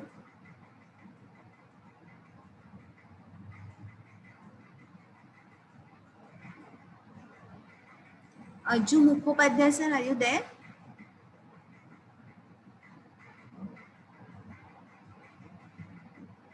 Actually, he left out, I think. So, Arju Mukhopadhyay sir. Okay, we'll take next. Harjeet Kaur. Dr. Harjeet. Mukhopadhyay sir is there, huh? Is there? Just a minute, huh? Yeah. Mukhopadhyay sir. Actually, he is a very senior member, senior and a retired professor. He wants to present his paper. Sir, I think we'll move ahead and then let us. Yes, we'll take him back. Dr. Harjeet Kaur. Yes, good afternoon, ma'am. Yes, will you share the screen? Yes, ma'am. So, Dr. Harjeet Kaur. Is it visible? Yes, it's starting. Yes, it's visible now. Okay, ma'am. Yes, good afternoon, everyone. My topic is managing stress at workplace during COVID-19. Let us discuss with the brief introduction. We all know about COVID-19 pandemic as it shocked the entire world. But it posed many challenges before us on physical, mental, intellectual, economic, psychological aspects of everyone. So employees are one of main resource persons, which is very helpful for organizations, and they are feeling stressed out of this COVID-19 pandemic because due to new working patterns, isolation, and job insecurity. Now, what is stress? As it is defined, that it is a non-specific demand on individual's body or mind to adapt to a change physically or psychologically. Now, in the present paper, I have 3 objectives. That is to identify the causes of stress at workplace, and second, to identify the effects of stress on employees and organization, and third is to suggest coping strategies to manage stress at workplace, especially during COVID-19. My paper is basically not empirical one, it is theoretical one, and based on few research studies, like one survey by Qualtrics in April 2020, they found that 44% remote workers affected with their mental health due to outbreak of pandemic. And also one of study in international survey in March and May 2020, that employees working from home in times of COVID-19 experience challenging task, and they have biggest stress found due to isolation, which is the main source of stress. And also there is a stress due to loss in value of work and loss of equipments also. So there are numerous studies which I have mentioned in my paper, but in PPT I have mentioned only 2 research studies. And based on these studies, what I found certain causes of stress, which is from the point of view of organization, what kind of stress organization is facing, like there is overwork as well as there is underwork. There is monotonous task during this COVID-19, creative task under deadline, and also career advancement opportunities, how to meet these career advancement things, all is a kind of stress. There is a lack of support and training to be provided to the employees, lack of flexibility in working, and lack of participation in decision making. There is poor management and leadership in organization as well. Work does not match skill sets. There is lack of clear communication due to work from home. So goals are also not clear, expectations are also not clear, working conditions, environment still not provided well, working from home, for working from home.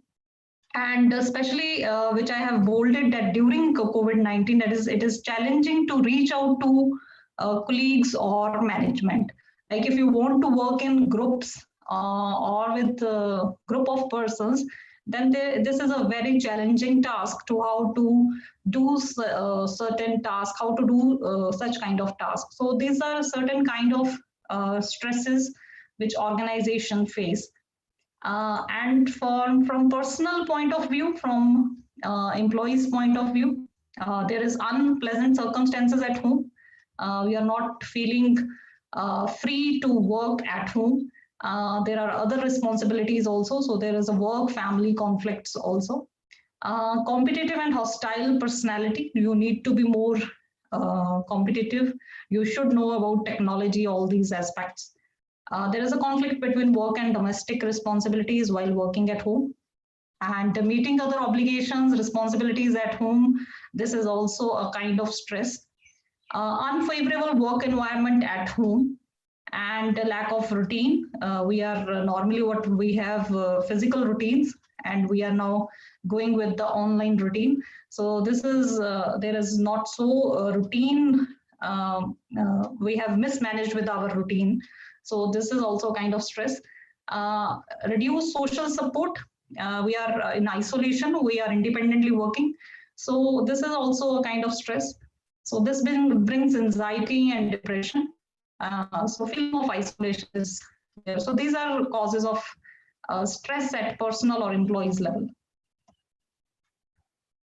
Then there are other external factors also which affect stress, like there is a political instability.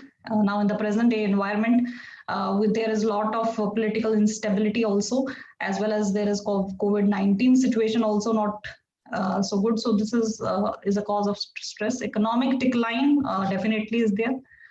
Technological advancements, particularly automation. So you should be aware with the new technological advancements. So this is also kind of stress. Concern about physical health. We are more conscious about our physical health. So this is also one of the stress. Greater uncertainty about economic scenario. What we will be getting in future, or what we will get not. So this is also a kind of stress. Increased concerns of job insecurity, job security, sir. There are also effects of stress on employees. What this kind of stress affects the employees, how it affects the employees. It declines their quality of life. So due to stress, we are having not so good diet or sleeping patterns. So this we have affected our quality of life. We have low energy levels and productivity. It also hinders career advancement. We have to think new ways how to achieve our growth or career advancement opportunities. It reduces our self-esteem, and it also have a negative impact on decision making and our logical reasonings. Then on the other hand, on organization, how it affects stress, there is a poor communication and teamwork, and there is poor performance and productivity. There is dissatisfied clients and customers. There is underutilization of workforce and diminishing returns from labor.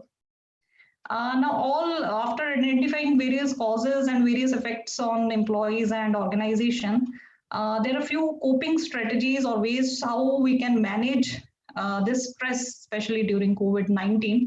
That is from how organization can help, how organizations can help this stress to reduce. Like they should recruit and allocate in accordance with the employee's aptitude. Appropriate training methods should be employed during the job. There is involvement in decision making. There should be open communication with your management, top management. There should be opportunity for dynamic working. There is allocation of mentors which help to solve your problems. There is comprehensive goals and expectations. Regular briefing from senior managements regarding COVID-19, and keeping employees in the loop and ensuring that the required infrastructure and technology is in place. Allow for greater flexibility in working patterns, so they can allow both online and offline things. Ensure open communication, boost motivation and resilience. Psychoeducation and psychologists should be selected to conduct online sessions, and peers and colleagues chat lines should be done. So this is from organization point of view what we can do, what organizations can do. And at individual level, if we say that how employees can manage this stress, they can maintain their day-to-day activities. They should make their daily routine as earlier. Check in with loved ones regularly, chat with your near relations, your colleagues, all, and consider ways to help others. So this is one of the way how you can reduce your stress. Then limit news and media consumption. Media is one of the main source which is creating stress, and so limit news and media. Then set boundaries around social media and meditate and encourage others also. Like this COVID-19 is there, and definitely it will go one a day. Final conclusion, what my paper highlights that general steps that organization can take for stress management. Employers should act like a responsible leader and tries to bring a supportive organization culture. Clear guidelines on work from home can be useful and effective, and avoid miscommunication on timings.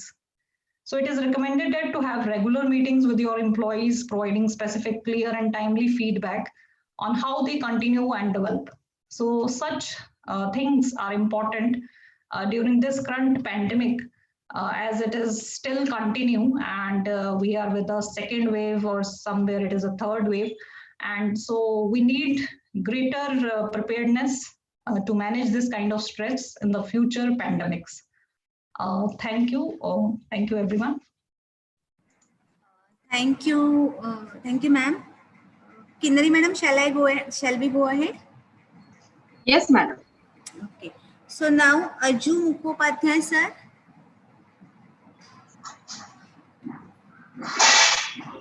Mukhopadhyay sir, are you there?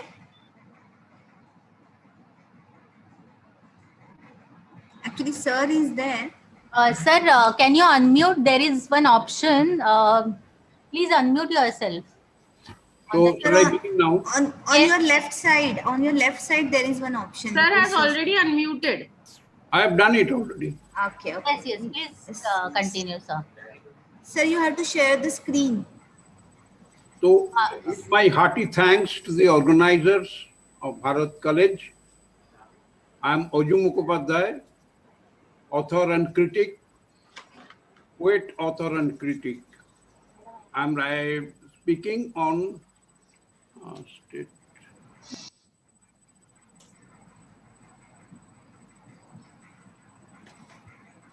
Sir, are you sharing the screen? Shall I tell you the title of the paper? Are you hearing me? Yes, sir. You have your paper. So there is option share screen. Yes, yes. Could you see? Yes, Yes. impact of COVID-19 on health and society. So you have to share your screen. You have to share your paper. Pooja madam, he is not sharing screen. He'll be speaking. Okay. Kinnari Thakkar madam, he will just be speaking. Okay, ma'am. No issue. Yes. Sir, you can start. Sir, you can start. Yes, I can read. The story of COVID-19 is a lifetime experience for those who lived through the crisis. Not only infection and health, but various social, economic, and other relationships among the parties have undergone huge changes. A disease has become a central point of politics, business, and diplomacy, friendship, and rivalry. Health and disease go side by side like life and death. Lockdown was declared, including curfew, in different towns throughout the world. Besides huge death, physical and mental sufferings of the victims throughout the world, trade and business, economy and human relationship between persons and countries altered. The disease has created unprecedented havoc and miseries in the life of the people. But there are reasons for some consolation and solace that during the total lockdown, when usual human activities were suspended temporarily, animals breathed a sigh of relief. Nature and environment received near to their pristine health. It has been confirmed that 60% of the known infections of the diseases and 75% of the emerging infections of diseases are zoonotic. This has reference to the coronavirus SARS-CoV-2 as it was linked to a wet market in Wuhan, China, where wild animals are traded, despite the claim that the virus escaped from the man-made laboratories in Wuhan. Preventive measures have been taken worldwide as advised by the World Health Organization and supported by doctors and scientists, including production of vaccines. India stands as the largest vaccine user country of the world.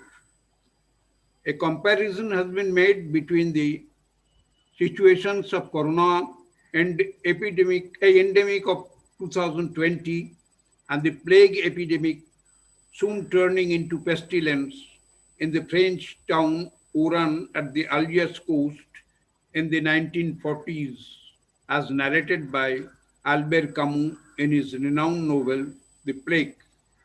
These are certain ideas conveyed in the novel about human relationship during the situation and the warning that the viruses do not entirely go, they remain somewhere hiding to revive and spread their reign again, which has been happening now.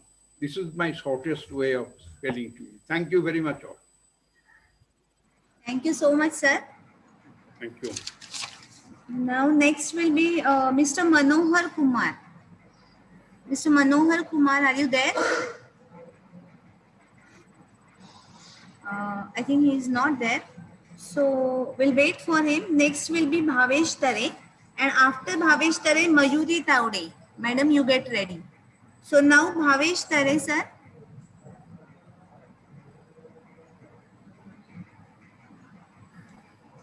Mr. Bhavesh Tare. Actually, he was there.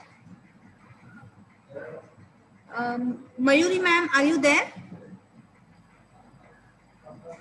Bhavesh Tare sir is there, madam. Yes, ma'am, I'm there. Okay, Bhavesh Tare sir. Mayur ma'am, you just get ready. First, Bhavesh Tare sir will present. Yes. Bhavesh sir.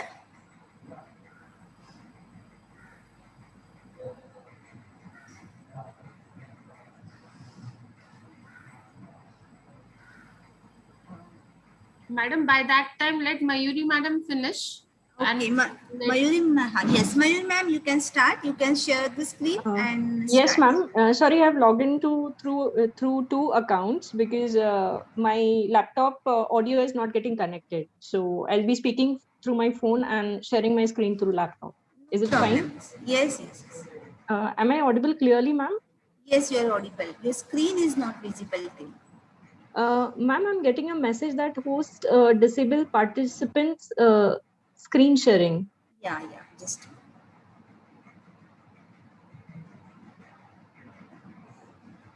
Can you just give access to the other account also? I have given the access. Okay, ma'am. I'll try. No, it's still showing the same message, ma'am. Now see, I have given the multiple sharing. Yeah, it is now. Done, ma'am. Yeah. Okay.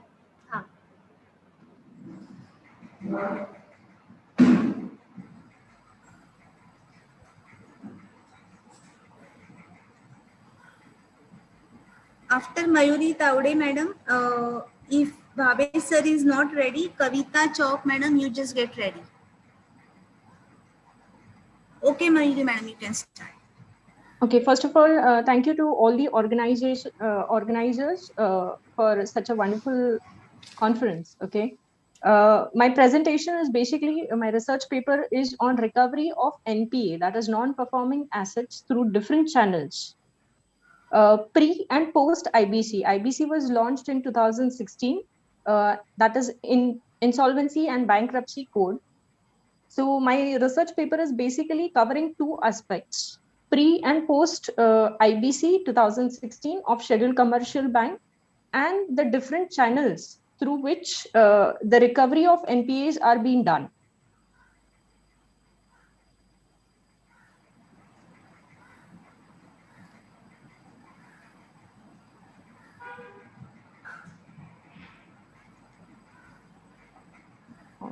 I'm so sorry, ma'am, my screen is not moving. Just click on anywhere and then you can move it. Yeah. Yeah. So basically, the Insolvency and Bankruptcy Code was established finally on May 2018. Before it was passed in Lok Sabha on 5th of May 2016, and after that, Rajya Sabha on May 2016, 11th. The Insolvency and Bankruptcy Code was established on 28th of May 2016. The code provides a comprehensive and modern and robust insolvency and bankruptcy regime, which has basically a time-bound factor, which none of the recovery channels had before. So this is the unique feature of IBC. We'll further see the frameworks, what it consists of. A framework which deals with the aspect of insolvency and bankruptcy of all kind of personas. Each and every, not just banking industry, not just NPA, but every aspect of bankruptcy and insolvency has been covered under this code. Separating commercial aspects of insolvency and bankruptcy proceeding from judicial aspects. So basically the cases were before NCLT and court cases were going on, which used to take a lot of time, 1 year, 2 years time span. In Insolvency and Bankruptcy Code, the time limit is being bound to 180 days minimum, and the entire process of resolution, including litigation, must be completed within 330 days. So basically, because of this time constraints, there is a kind of quick liquidity, and the creditors can get their money back in a very short time span. Moving away from erosion of net worth, focusing more on objective default in payment for initiating in the insolvency process. Basically, this regime has focused on debtors in possession regime.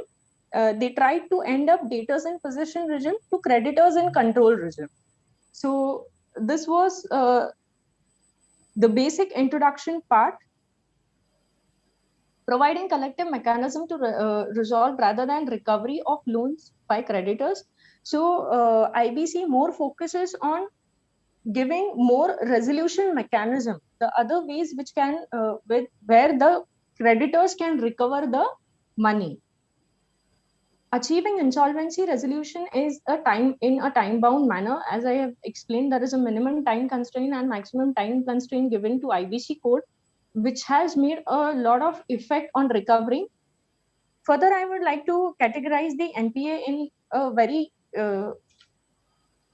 little manner, right? Categories of NPA are basically standard assets, substandard assets, doubtful assets, and loss assets. Now, how these are being categorized? So basically, standard assets are NPAs that have been past due for anywhere from 90 days to 12 months with a normal risk level. So those are known as standard assets. And after that, substandard assets are basically the assets which are there in the category of the standard assets for between 12 months and more than 12 months. Okay, that is defined as with a credit weakness. Doubtful assets, an asset is classified as doubtful when it remains into substandard category for more than 12 months. And loss, where no chance of recovery is seen. So basically the internal and external auditors identify these type of loan assets.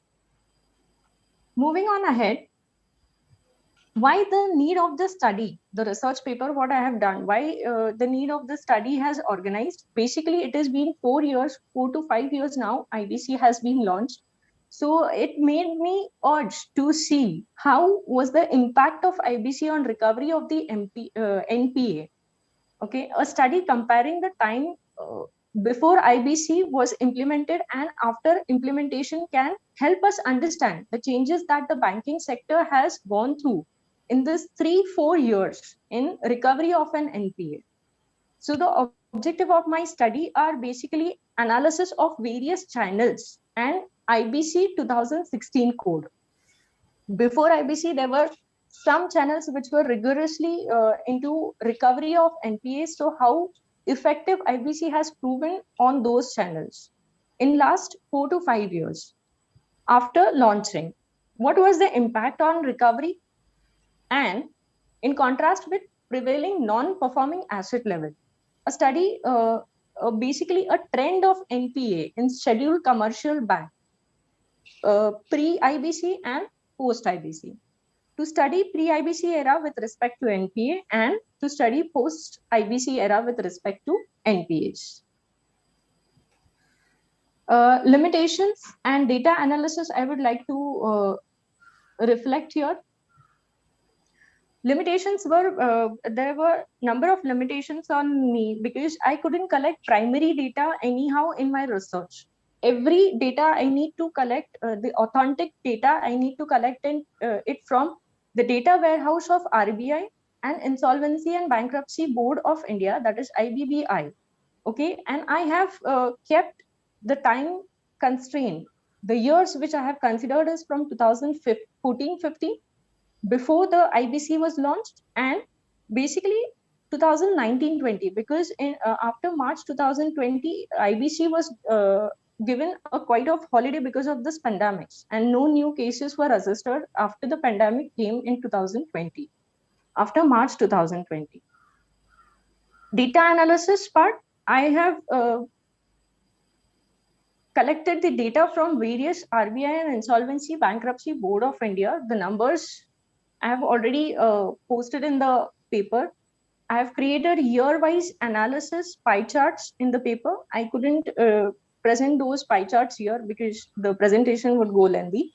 The amount recovered basically till 2015-16, before the IBC came into force. Out of 307.92 billions, the other channels other than IBC only were able to recover 227.67 billions. Recovery of banks NPA remained below par shrinking at 20.8% because IBC was not that much effective in 2017. After 17-18, when IBC took up, right, there was a sudden rise up to 51% through IBC recovery and filing the cases under IBC. Both the percentage are being combined here, the recovery as well as the filing of the cases under IBC. And SARFAESI also, the improvement was there in recovery by 25%. Going forward, insolvency outcome will depend around the uncertainty relating to... Please stick to the time. Mayuri madam, you have almost done with your time limit, so just go to conclusion. Oh, okay, ma'am. Okay. So the conclusion here is the percentage recovery we can see on the slides, right? Year-wise percentage from 2016 to 2019-20, almost 45.7%. In 18-19, there was a rise in recovery of the NPA, which is obviously given an increase, which is obviously beneficial for banking industry in increasing profitability, capital adequacy, and shareholders' confidence and public confidence. Thank you, ma'am. Thank you, madam. Please stop your share. Yes, ma'am. Sure. Again, I'm calling Bhavesh Dare, sir. Are you there, sir? Okay. So we'll move ahead. Kavita Chowk, ma'am. Actually, there are some questions.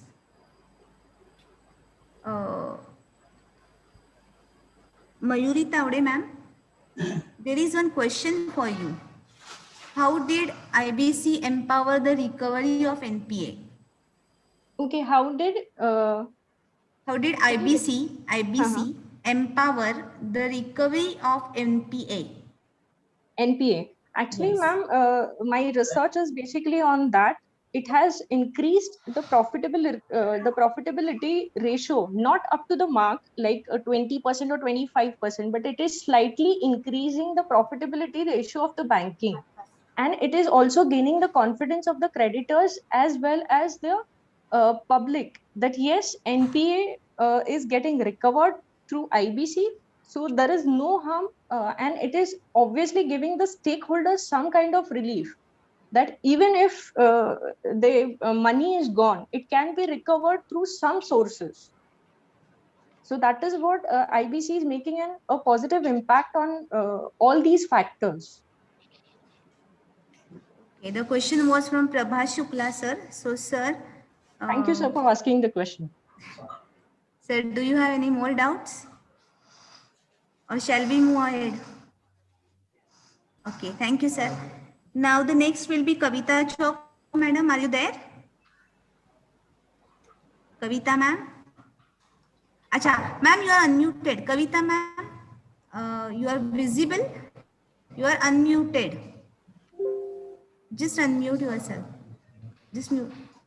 Yes, your screen is also visible, but your voice is not audible.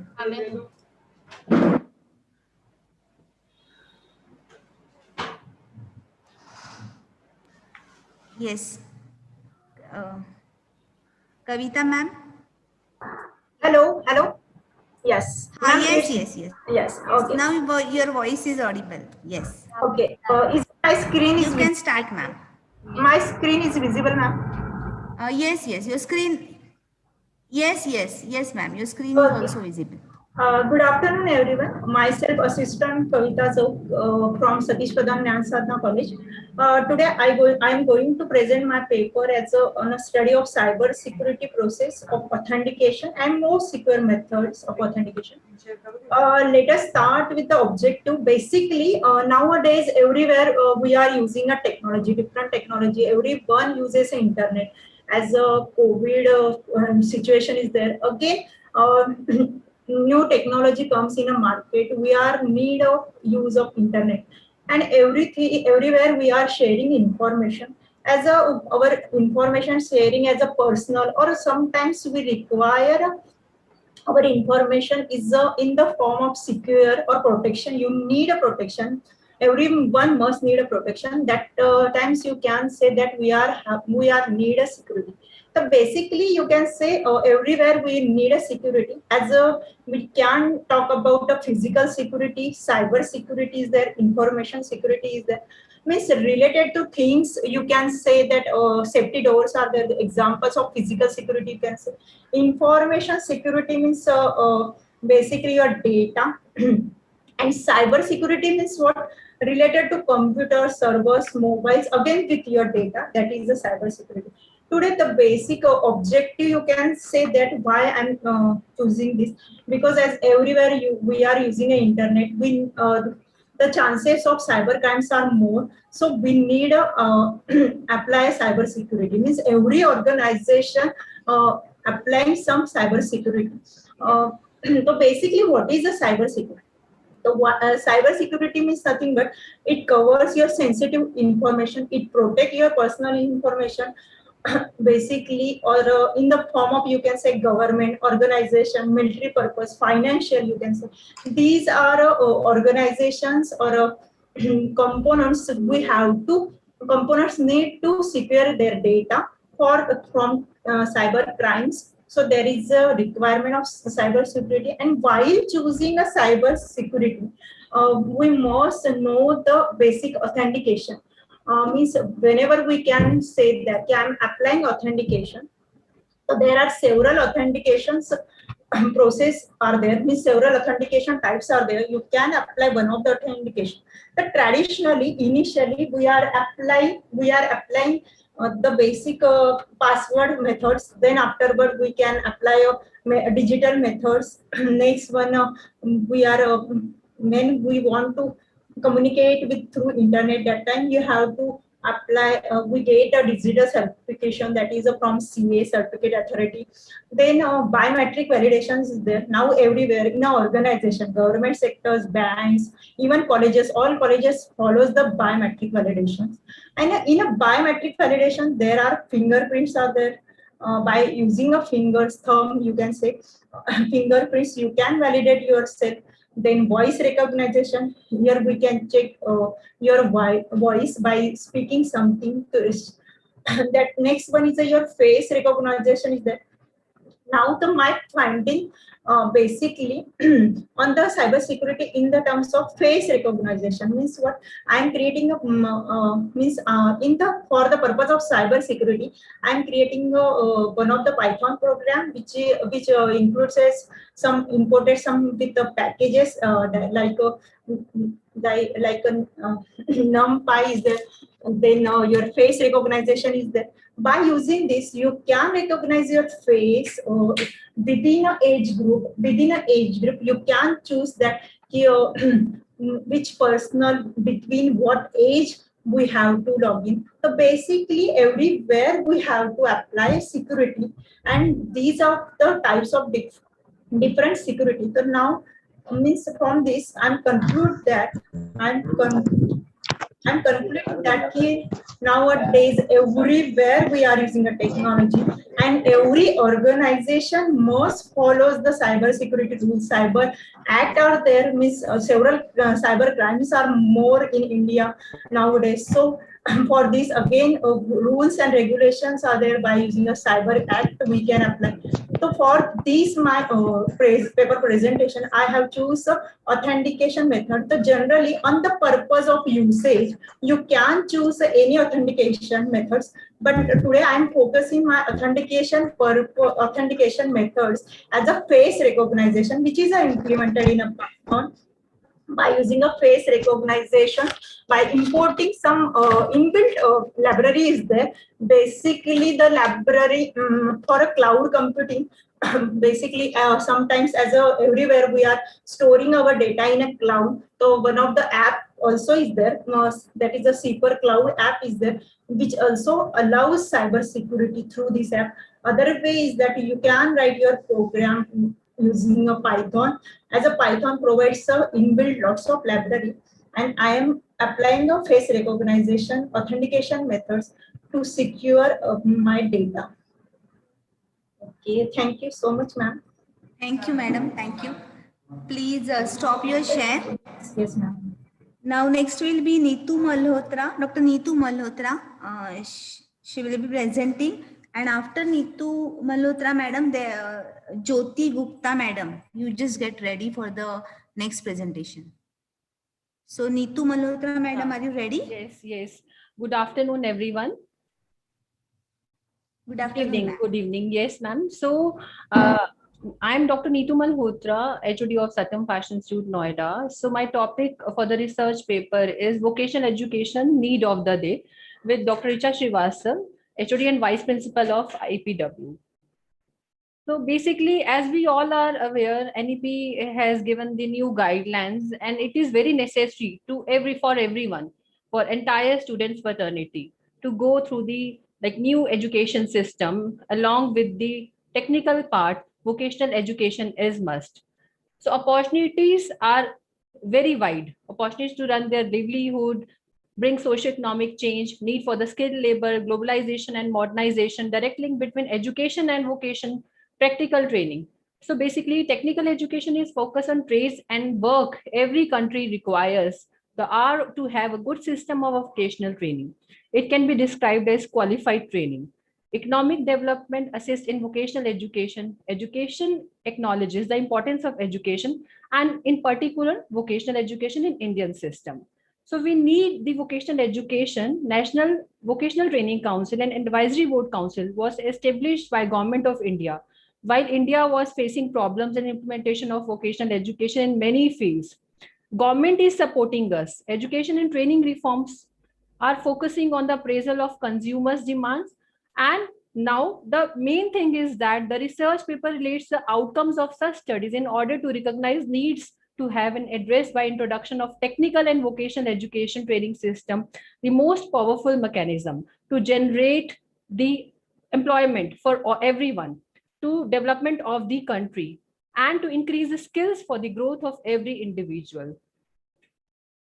Our objective is to increase the potential of every individual related to productive outcomes, to increase the economic level of people with the help of vocational studies, to increase the employability, to increase skilled person and technical future, because they are the future of our country, to utilize the material of available in our country and human resources. As so many materials are available in our country, so everyone, the entire student who are the strength of the India, should utilize the material in terms of the vocational education to explore the technical knowledge for the progress of people and society.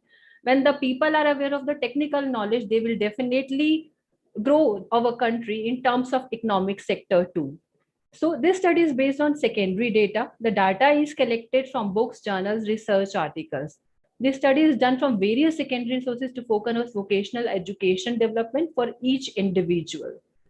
And basically, as we all are aware that school education is also now introducing vocational education, and higher education along with university and colleges are also introducing vocational education apart from their regular studies.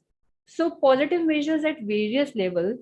National Vocational Qualification Framework is introducing that vocationalization of secondary education. NIOS Open Schooling is also introducing the vocational education in various sectors, establishment of new polytechniques, strengthening of existing institutes, community polytechnics, craftsman training in it is. National skill development programs nowadays are very famous, even in engineering colleges, design institutes, school level, at every level.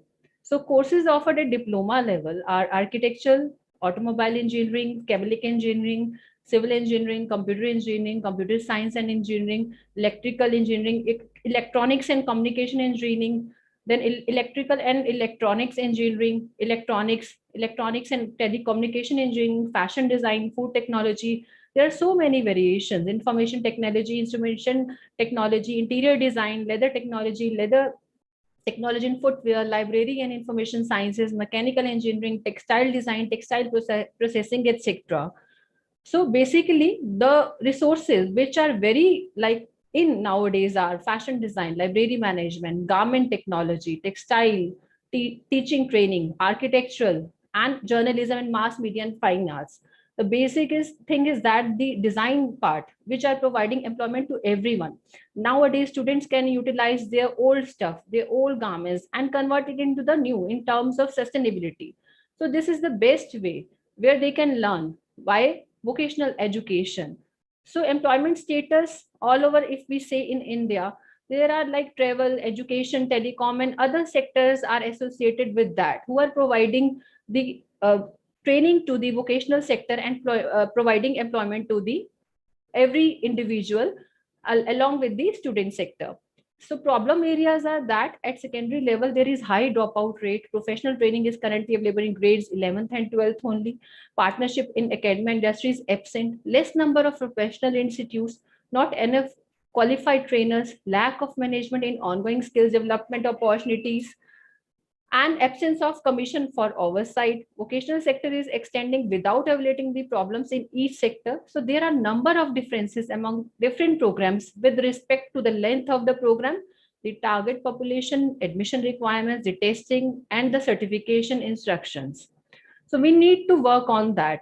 So there is a quick, I want to discuss the conclusion part, that especially during the pandemic situation, the strengthening of the students' skills is required. So there is a need of vocational education. The introduction of vocational education at secondary level in schools and colleges will enable everyone and will enable India to broaden the vocational education, and this will make possible to increase employability opportunities, and economic structure will become stronger in comparison to other countries by introducing base secondary level of education. So vocational education is the best solution to enter higher educational streams for each single individual. Initiatives have been taken by government through introduction of NEP to increase the various opportunities related to vocational studies with the quality of vocational education and skill development programs. The VET courses should be structured and designed to increase the productivity level according to the industrial demands, because if industry will promote the demand, then the students can sell their garments on a big platform. So hopeful for a better future. Thank you so much. Thank you, Bharat College and the entire team for giving us the opportunity. Thank you, everyone. Thank you, Neetu ma'am. Thank you so much. Now next presenter is Jyoti Gupta ma'am. Are you ready? Jyoti ma'am? Yes, ma'am. Yes, ma'am. Sure.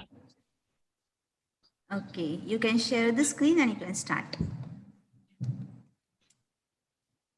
It is visible or not? Yeah, it's getting high. Yeah, now it's visible. Yes, I am audible.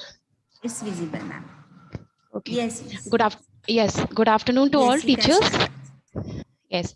Good afternoon to all teachers and my respective friends. I am a research scholar from the Alwag Educational Institute and Department of Economics, especially. The topic for the presentation here is role of social media during the COVID-19 era in India with a special reference to Agra. So there are some content which I cover. Firstly, introduction, objective research methodology, data analysis, findings, conclusion, and references. Introduction. Severe acute respiratory syndrome, coronavirus 2, SARS-CoV-2 is an international health disease. It is a massive issue related to health.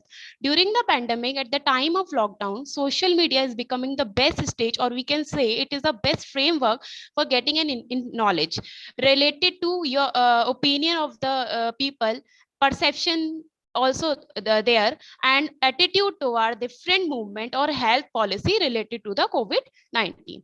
As we see on 22nd of Feb 2021, an estimated 11 million people in India have been infected with the COVID-19 virus, with about 157,000 deaths. So here, this paper represents social media with the relate with the financial inclusion. Social media was helpful for increased usage, access, and availability of data or knowledge during the pandemic. So there are three pillars of financial inclusion which increase at the time of during pandemic through social media. First is access, second usage, and availability. Next, social media relate with the financial literacy. It play an important role in the perception of the people, their decision making, their attitude, and their behavior. Social media is a useful tool to share information and make the connection at the three level. The first one is the individual level and professional level, as well as the business level. So there are three pillars of financial literacy. First is knowledge, behavior, and attitude, which all the people are covered at the time of COVID-19 through the social media. This is a modeling framework. This is a modeling framework. Yes, social media platform helpful in the COVID-19 through three major scenario. The first, it perform as a monitoring awareness. Second, its perform is disease surveillance, and it perform also and contagion and as a vector role, through which it is spread, or social media is spread public awareness, behavioral change, and public protection. So this is a conceptual model based on social media platform. Next, objective of the study. This study basically focus on two scenarios: to study the performance level of the social media during the COVID-19 period, and to analyze the status of social media during the pandemic. Research methodology. This study covered by primary as well as secondary data. The primary data will be collected to analyze the role of social media during the COVID-19 through the structure questionnaire, and study area which I cover through in Agra especially. And secondary data will be collected through the social media, or through different government WHO articles or internet magazine or research paper, books, etc. Analysis and findings. As we say, we can say see gender basis. So females as well as males using social media. So males are major using of social media, and when we see according to the age wise, so youth are participate mostly or hardly using social media platform. As we can see, 18 to 25 age group are mostly use social media. Educational qualification. So as same age factor is related to the educational, intermediate, graduate, and postgraduate highly participate at the time of COVID-19 to spread the information through social media. Social media platform prefer to get news and information about the COVID-19 pandemic. So there are two major social medias. The first one is Facebook, and second is YouTube. So YouTube perform the major role for getting information at the time of COVID-19. And platform of social media will help to know about the initiative taken by the government. So as same, YouTube and Facebook are major role. News topic have heard or read on the social media at the time of lockdown. So majorly health related issue, and after that social issues are seen or hearing at the time of COVID-19 through social media. Publishing more news related to COVID-19. So here we use the Likert scale or 5-point Likert scale. So people are agreed that spread it is a panic situation, that people are spread their information on social media. So it is people are agree through this it is a social media spread on during among people. The level of Indian pages, group, and accounts on social media covering COVID-19 news is sufficient. So it is also agree, 50% of people are agree and 20% neutral and strong. It is a little bit, we can say, very little bit scenario. People are strongly agree through this. Posted news on information related to COVID-19. So mostly people are say yes, posted news is an essential at the time of COVID-19 on social media. Case related to COVID-19 pandemic in which social media play a vital role. Social media make awareness on symptom of COVID-19. So people are say yes, it is a major or we can say it is a platform to aware at the time of COVID-19. Social media bring people together, join. So this is an opportunity where people meet or together join at the time of COVID-19 at one platform. At the end, we can say as social media play an important role for spreading the awareness level regarding knowledge related to COVID-19, since younger generation are consuming more information from social media and then share with their family and friends. Universities are ideal one to design or organize course, symposium or conferences that can help student and teacher discuss how to search, find and evaluate information related to health in case of the pandemic COVID-19. In a concluding manner or based on the survey, YouTube and Facebook has a major media platform of spreading information about pandemic. So these are the references. Thank you. Thank you, ma'am. Jyoti ma'am, thank you so much. Thank you. Please stop your share. Now Yes. next will be Akshay Kumar sir. Acha, there is some question, Jyoti ma'am. There is Yes. yeah. So Prabhat Shukla sir is saying using social media without knowing the responsibility and risk can be dangerous as driving a vehicle without knowing how to drive it.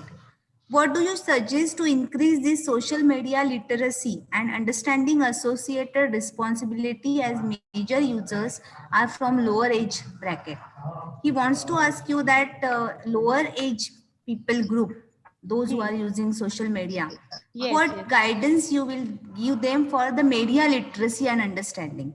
Because it is used by everyone, like driving the vehicle without knowing how to drive it. Yes, it is a drawback at the time of COVID-19 because financial literacy is very low in a very low scenario, we can say. So it is a drawback, major drawback at the COVID-19 because people are not known about the financial literacy, and especially women are not known about the financial literacy, and this is a major drawback. Media literacy. Yes. So Prabha Shukla sir, do you want to ask any more things? Okay. Okay, thank you sir, thank you ma'am. Now next Akshay Kumar sir, you get ready for it. After Akshay Kumar sir, am I audible, ma'am? Yes, you are audible, but you need to share the screen. Jyoti ma'am, you just stop yours. Yes, Acha, this ma'am. is Akshay. Acha. This is Akshay Kumar. Jyoti ma'am, you need to stop your share. Yes, ma'am, stop. Yeah. Akshay sir, your screen is getting started. Yes, your screen is getting started, sir. Yeah, it's visible now. Yes, sir. Yes, ma'am. Actually, okay. But there is a problem in your voice. There is disturbance in your audio, sir. Okay. So actually, I'm in this room, so I think it is disturbed. This. Okay. Myself, this is Akshay Kumar from SESI Technology and Engineering from Andhra Pradesh. Akshay sir, voice is still not clear. Hello, Akshay sir. My voice is not audible. Not clear, sir. Am I audible, ma'am? Yes, now you are audible. Now you can start. Now am I audible, ma'am? Yes, sir. Now you are audible. You can start. Okay. So now coming to my presentation here about a study on promoting small scale business with online tools. So here this is my study. It is not an empirical study. It is a theoretical one by observing various articles and also by observing social media. So one thing, ma'am, some disturbance is here in my now. Wait a minute. Yeah. So this is the introduction. The SMEs means small and medium enterprises are rightly recognized as India's backbone of socio-economic development. So that means here we know that economic development through happened business, but in the particular business, small businesses are taking a large part in India's GDP. Already, so our government is also told like that, what it is medium enterprises contributing 37.54% in GDP, and nearly it is reaching to 50%. According to the FICCI, that means Federation of Indian Chamber of Commerce and also Industries, they are giving the statement approximately The small businesses are giving 11.10 crores of jobs across the nation. So this is the importance of small businesses. In this situation, now we are living in pandemic situation, but these small businesses are going to down in the particular corona situation, right? So now what happened is every small business, small scale businesses were getting trouble. It is starting easy, but to promote and run, it is a difficult task for every proprietor or a owner. So here, present days, we are in 4th generation. That means we are in marketing 4.0. That means we are in the online, okay, we are in the internet world, and we are in e-world. So in this situation, social media is using like a tool to promote our business and build good relationship with customers and also consumers. So with the help of online, if we are promoting more and more, so the proprietors, that means small and business owners, will get more benefits from that. So today technology acts real-time vehicle for information to the consumers for immediate and reliable and secure access to the company information whenever and wherever the customer needs. The main problem is many small scale business owners are struggle to use social media tools because what happened is there is a various lack of knowledge about online or something. So they are not catching the profits which is coming from online.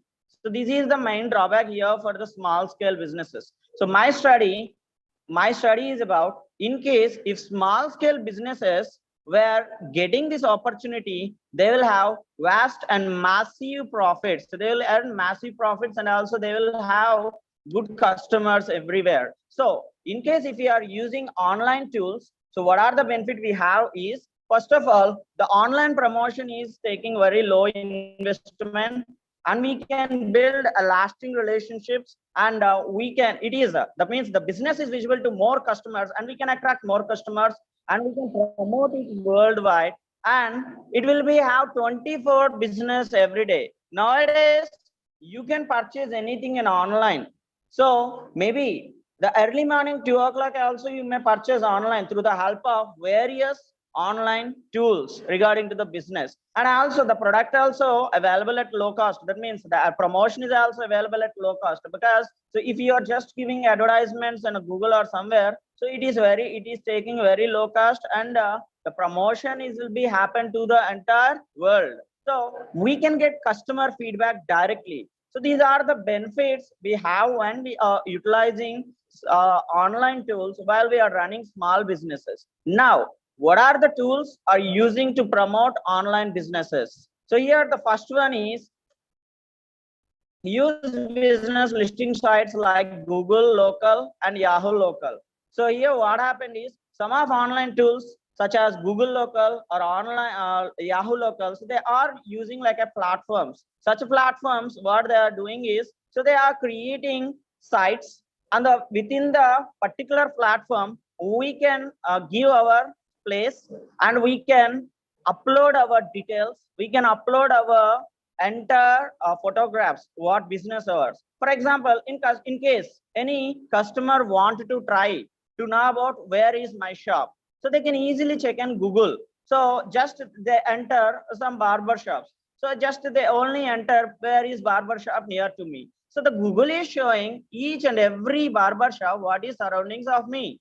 And after that, what I can do, I can going to check the information. What is this particular barbershop and what are the timings of barbershop? So everything is available in now local. Okay, so Google Local. So in case small scale businesses, if they are uploading their information in Google Local, so that will use it to them to promote their business, and that will use it to the customers to get where the business is held. Okay, so in case locals can easily take the advance of this. And next, post photos and videos with the relevant hashtags, WhatsApp and Instagram somewhere. Okay, so nowadays you know that we are using WhatsApp and Instagram highly because uploading our photos, what are the general day-to-day, what are the feelings we have, we are sharing each and every feeling in online. So what happened is in case if we are sharing our businesses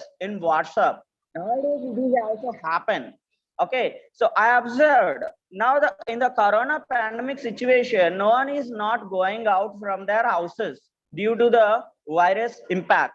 So what happened is lot of small delivery units are started in my surroundings, and they are posted their business information in the WhatsApp.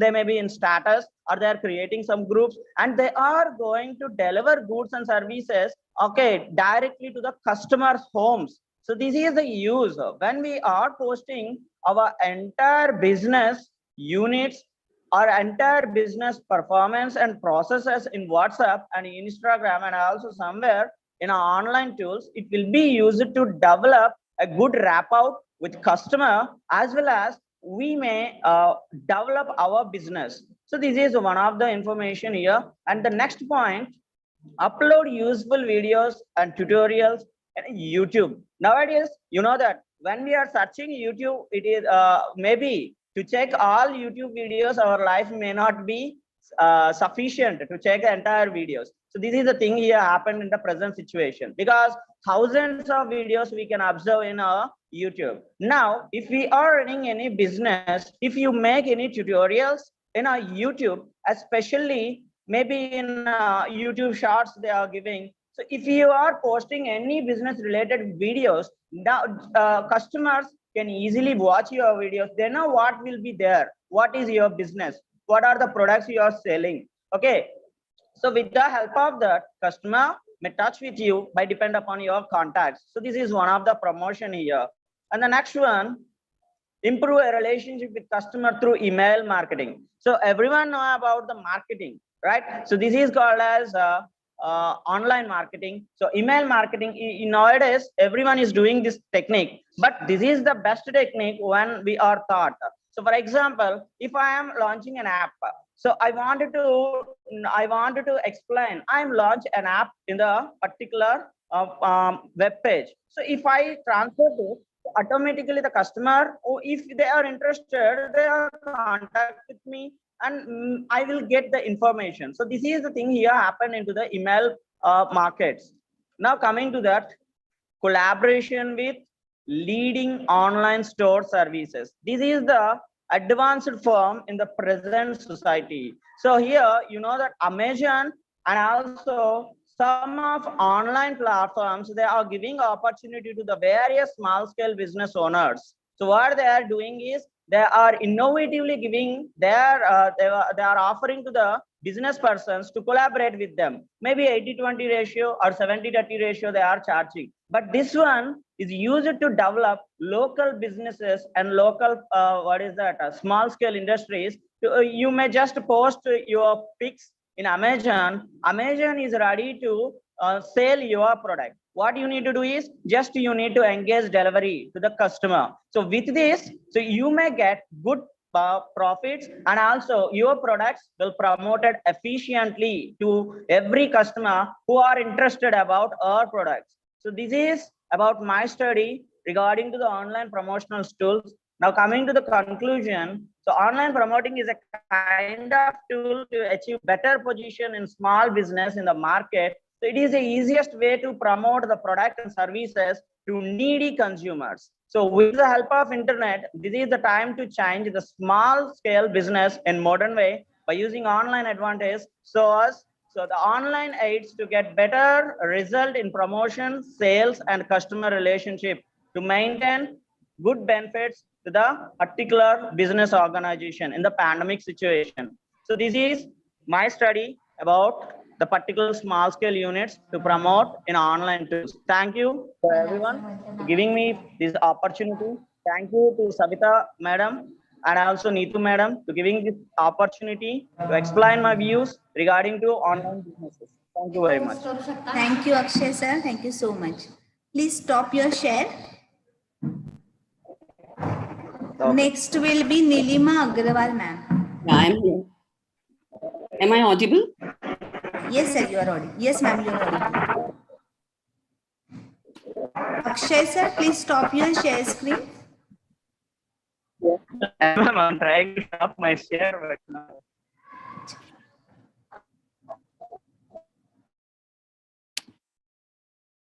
I hope my screen is visible. Akshay sir's screen is still visible. Acha, yes. Yes, Nilima ma'am, your screen is visible now. Good afternoon, everyone. First of all, I would like to thank the organizers for giving me an opportunity to present my work. In this difficult time of COVID, every faculty, whether in a school or an engineering institute, they are asking one important question, that how to make their online teaching effective.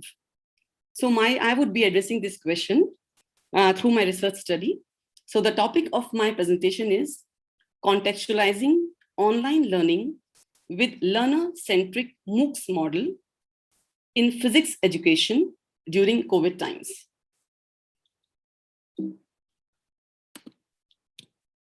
So MOOCs stand for Massive Open Online Courses.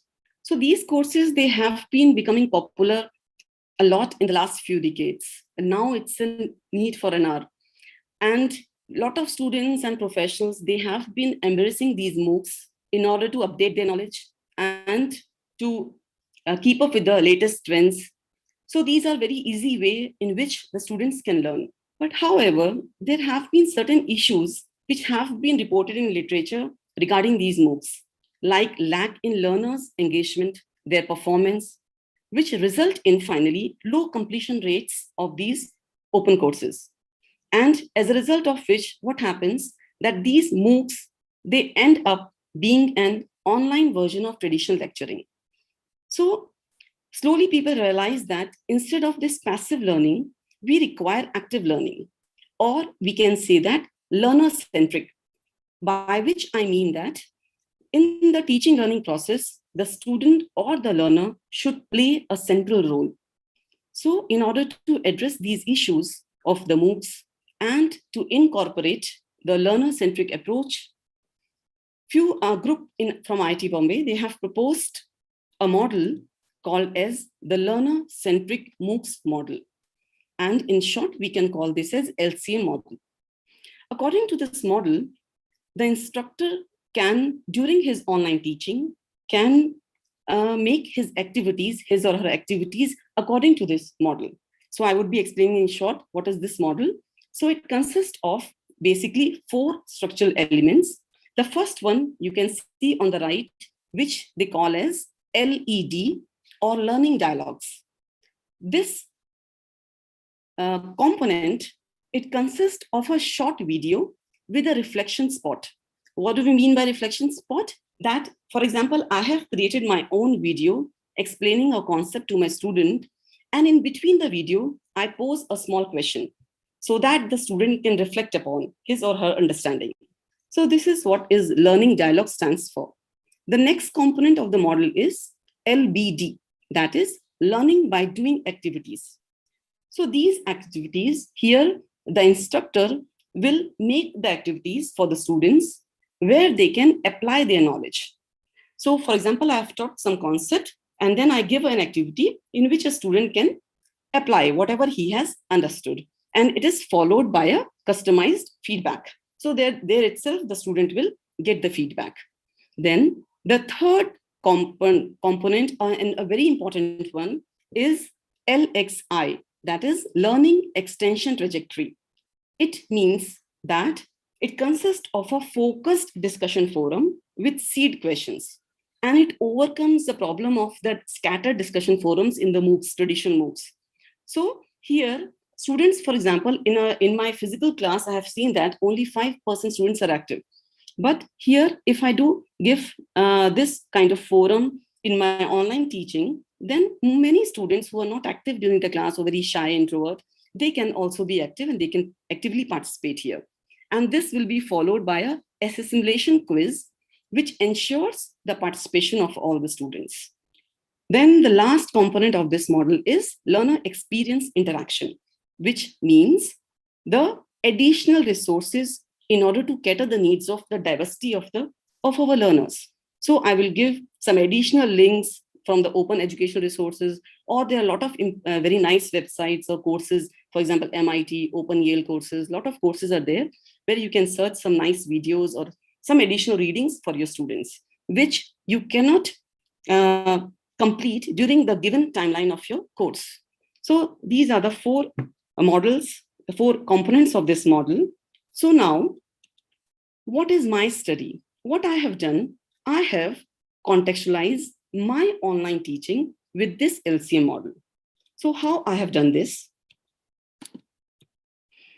I have posed 2 research questions that when my self-created online content, when contextualized with this LCM model, whether it resulted in enhanced learning of the students, their enhanced participation, and their engagement, whether it did or not. And then how does the students' perceptions of learning get affected? So these were the 2 questions which I was curious to know before my study. So how did I implement this study in my course? This study was I implemented for my BTech first year students to whom I teach physics at CBIT Hyderabad. So I was teaching a course of optics and semiconductor physics, and I wanted to do this study. And this was implemented in all the online activities. They were made using the LCM model in the learning management system, a Moodle, which was provided by the institute. And so I prepared my research design with the help of a pre-test and post-test analysis that I have taken a test before those activities were done with the students and after the activities were done, so that I can see what is the effect.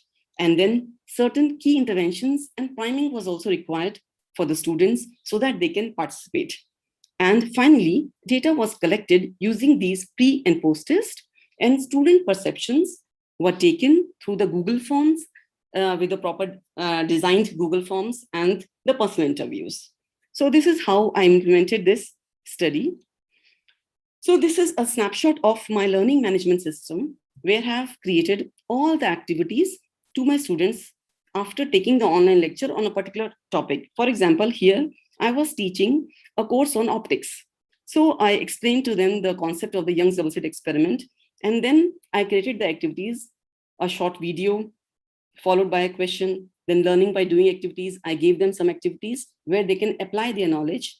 Then a discussion forum was introduced and some additional readings in learning accession trajectories. So in order to give the learning dialogue, I created my self-content. Initially, it was a bit difficult, but then I realized it was very, very useful for the students. So I created my own YouTube channel with, now I have almost 60, 70 videos. And these videos I am now using to make it more interactive for LEDs.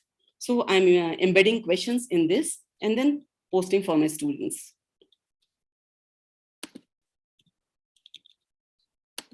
Sorry. Yeah. So this is an example of a discussion forum which I initiated. Initially, the students' participation was not that promising, but with certain key interventions, for example, I asked them that their participation would also be graded, and also by doing the counseling of the students which are shy or slow learners and poor performers, then slowly their interactions start increasing, and a lot of students were participating in these discussion forums. So it was Madam, really please conclude. Yeah, I'm concluding. So these are my pre-test and poster results. So before the test, the student grades range from 0 to 6.5, and later on, after these activities, the student grades were improved and they moved from 5 to 9.5 to 10. And from the student perception, I understood that these 63.5 students, they liked the LED videos. 56.6 students, they liked the activities, learning by doing assignments, and focus discussion forum, 64% students, they participated. But earlier in my physical class, only 5 to 10% students were participating. So this was quite motivating. And these comments in the feedback form that overall these quizzes and this kind of interaction was unique and really helped them to think critically was very motivating for me to do this study. So I would like to conclude my study that with some key interventions and priming, the participation of the students really improved. There was a better engagement in the content. There was an improvement in students' performance. And in this difficult time of pandemic, this type of teaching is very, very effective. Thank you so much.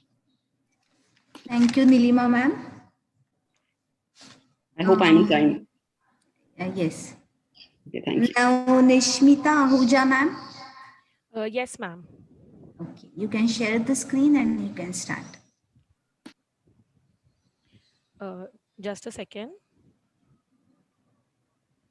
Ma'am, are you able to see the screen? Yes, ma'am. Your screen is visible and you are audible. You can start. Okay, ma'am. Yeah, so good evening, everyone. My name is Nishmita Ahuja. I'm assistant professor from Lakshmichan Golwala College of Commerce and Economics. First of all, I would like to thank all the organizers of this international conference for giving us the platform to present our views even in this pandemic situation. So today I'm going to present my paper titled A Study of Students' Perspective and Behavior Towards New Pattern of Online Examination Post-COVID-19 Pandemic, which is MCQ-based online examination. So as we all know, last year, this time in March 2020, Government of India had declared a lockdown, right? Because of this COVID pandemic, and all the sectors of the economy had come to an halt. But this could not have continued because the economy would have gone down. Many months, there was nothing in the country. But then gradually, all the sectors of the economy had to start some or the other ways. So first of all, the most important sector is the education sector. Fine. It was very difficult for the, it was very difficult to call the students physically. Hence, the examination pattern was continued in the online manner. So the University Grant Commission, UGC, had, issued the circular that the examination, all the pending examinations will be continued in the online pattern, which is MCQ based pattern. Multiple choice questions where one question will be given and it will have 4 options, out of which the student will have to select the one. Okay. So the coronavirus disease has brutally affected the lives of each and every species, including human beings, wildlife, everyone. This has immensely worsened the situation of the entire economy. Fine. So there was nothing, like everything was locked down during that period. So at the earliest, it was necessary for the colleges to complete all the pending exams for the next academic year to come. Fine. Hence, all the exams were conducted through online mode in the multiple choice questions pattern.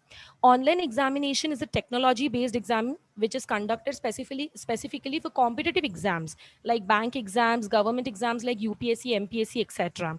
MCQ-based pattern exams are the exams where a question is given with options and the student has to select the correct one. So my study is basically the students' behavior towards this pattern of exam. As we all know, before COVID, they used to give offline pattern of exam with pen and paper where they had to write all the brief questions, all the long questions and all. But after COVID pandemic, they have to just tick one option and they will be promoted to the next academic year.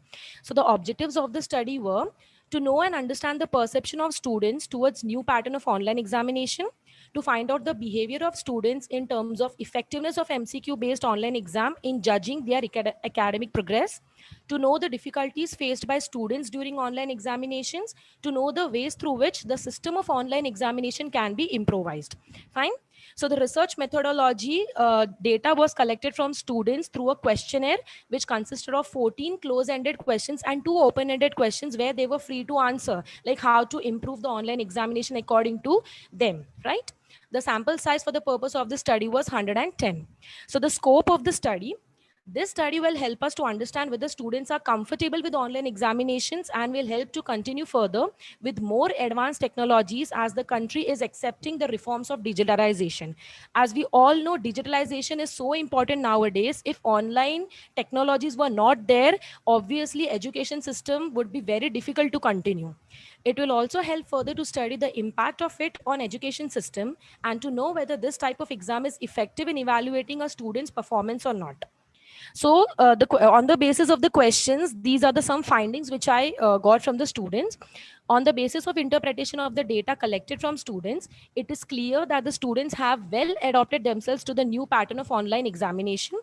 Around 88% of the students said that they are satisfied with online exams.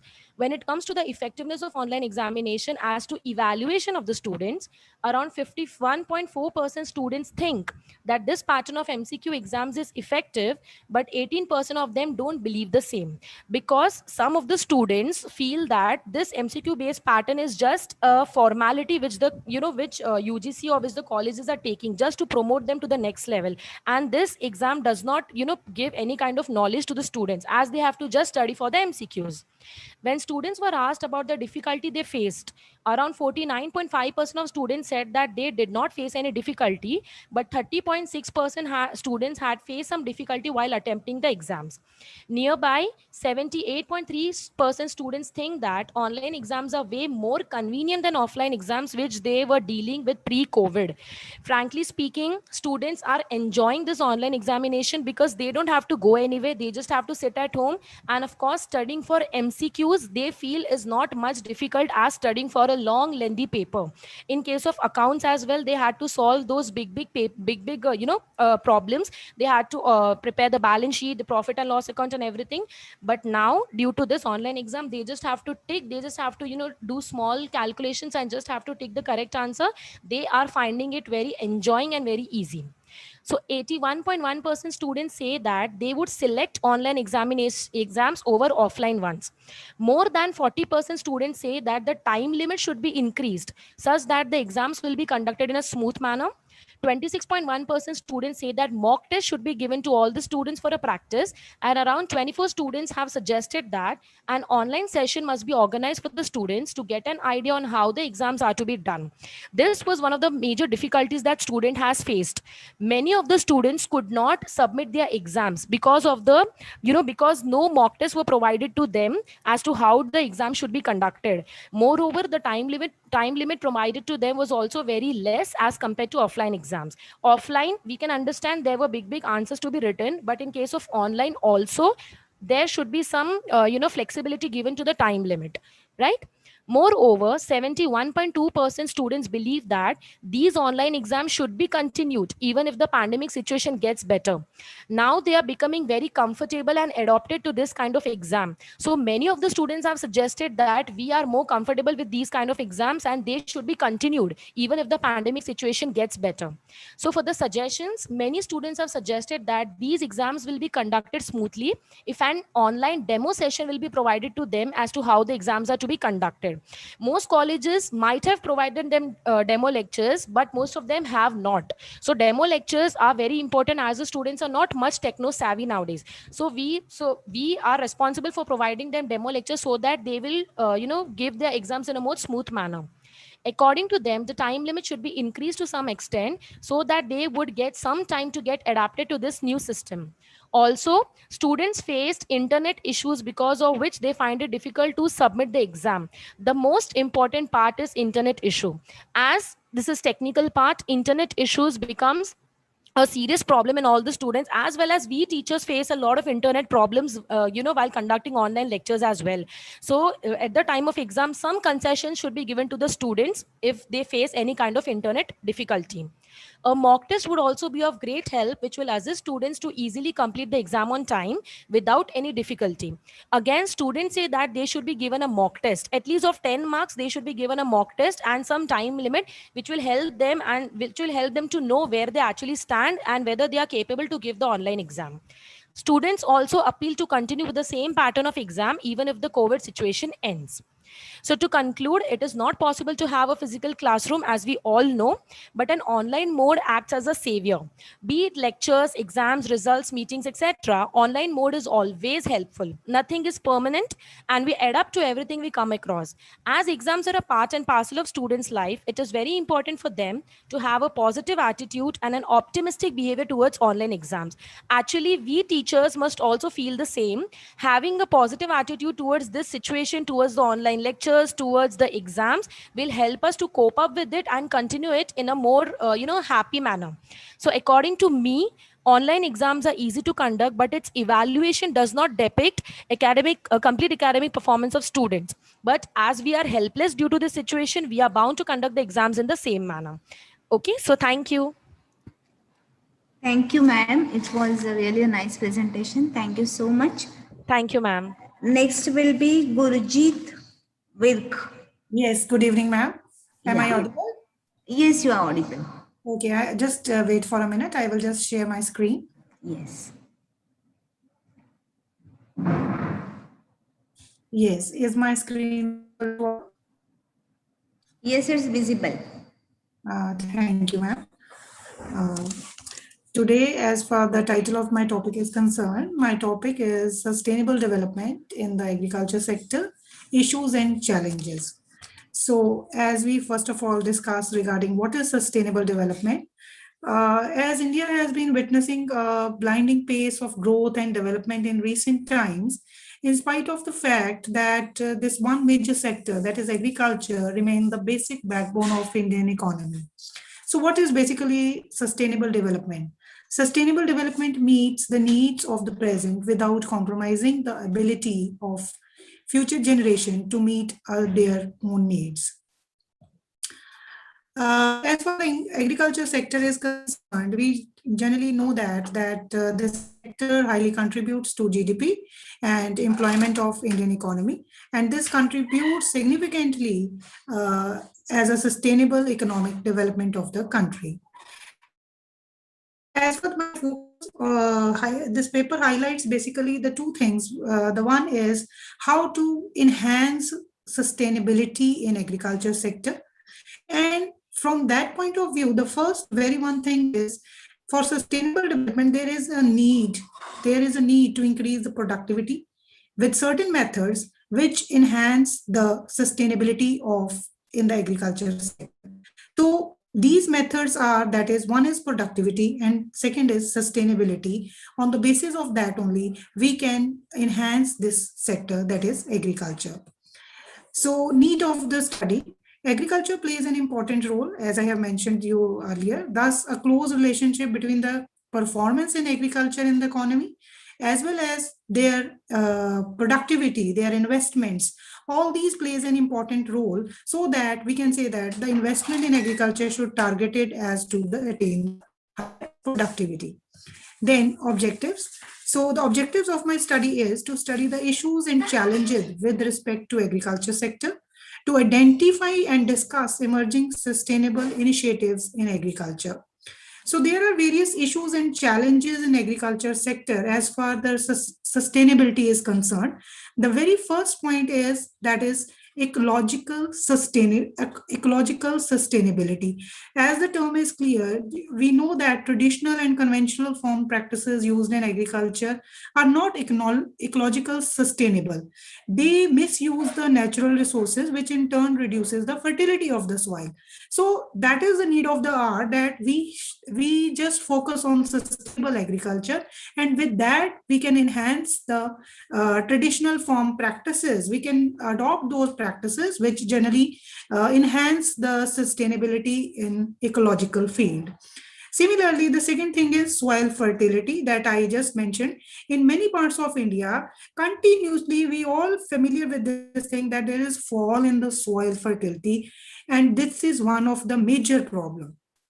So sustainable agriculture helps in improving fertility and soil structure. Then another challenge is water.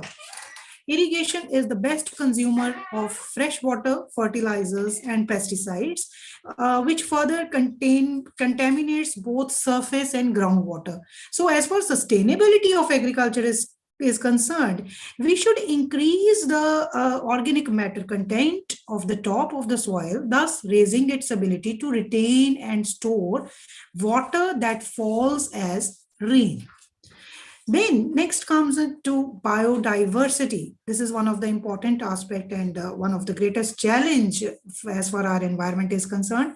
Sustainable agriculture practices involve mixed cropping, thus increasing diversity of crops produced and raising the diversity of the insects and other animals and plants in and around of the fields. We are not only focus on one farming crop that we are used to, yearly basis. We just have that kind of production. We have to transit that kind of thing in future also.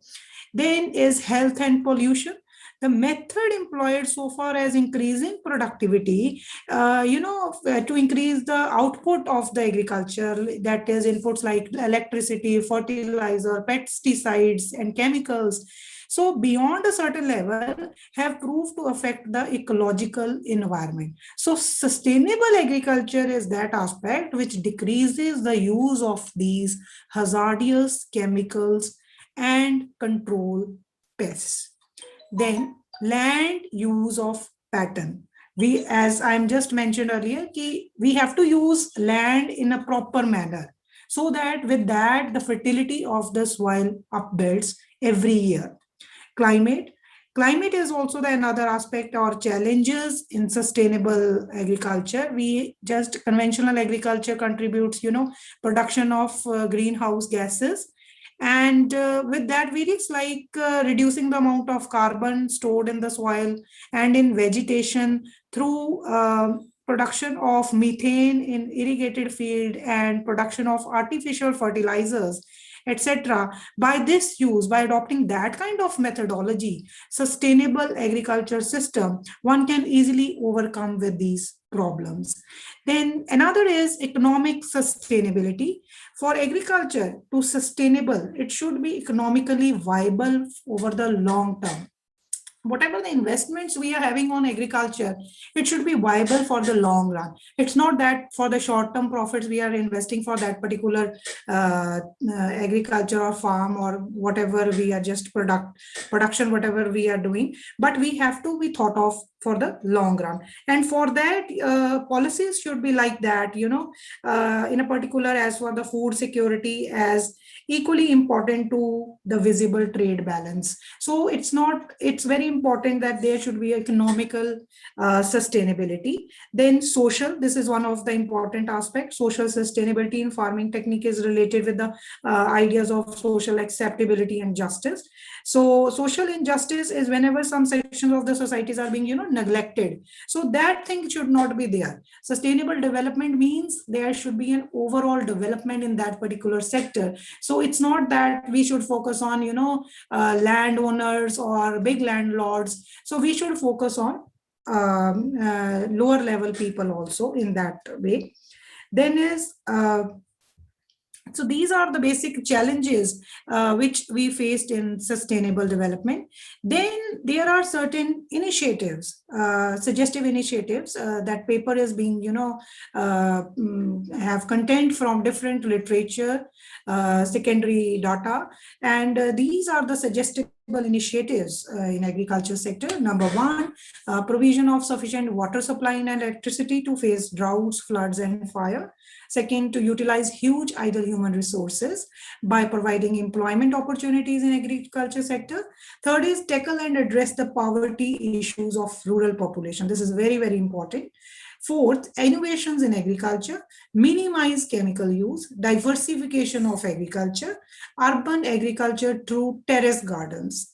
Then applications of biotechnology in agriculture practices. With that, we can sustain the agriculture sector. At the end, in conclusion, I will just mention that it is very important and it is need of an hour that we should sustain our agriculture sector by adopting such suggestions in the future. So thank you so much. Thank you, ma'am. Thank you, ma'am. Thank you so much. Thank you. Now, may I request Poonam Popat, ma'am, for the next presentation. Yes, ma'am, sure. Yes, ma'am. Yes, ma'am. Give me 1 minute. I'll share my screen. Yeah. After Poonam, ma'am, Sandesh Shetty, sir, is there? Hope my screen is visible, ma'am. Yes, yes, it's visible. Yeah, thank you.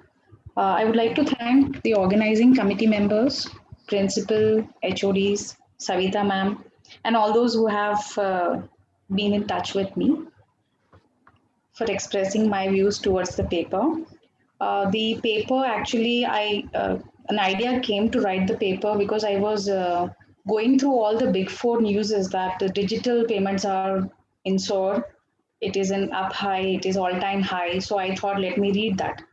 So through secondary sources, I got the information which became my review of literature that during this COVID, especially in developing countries, the digital payments have increased.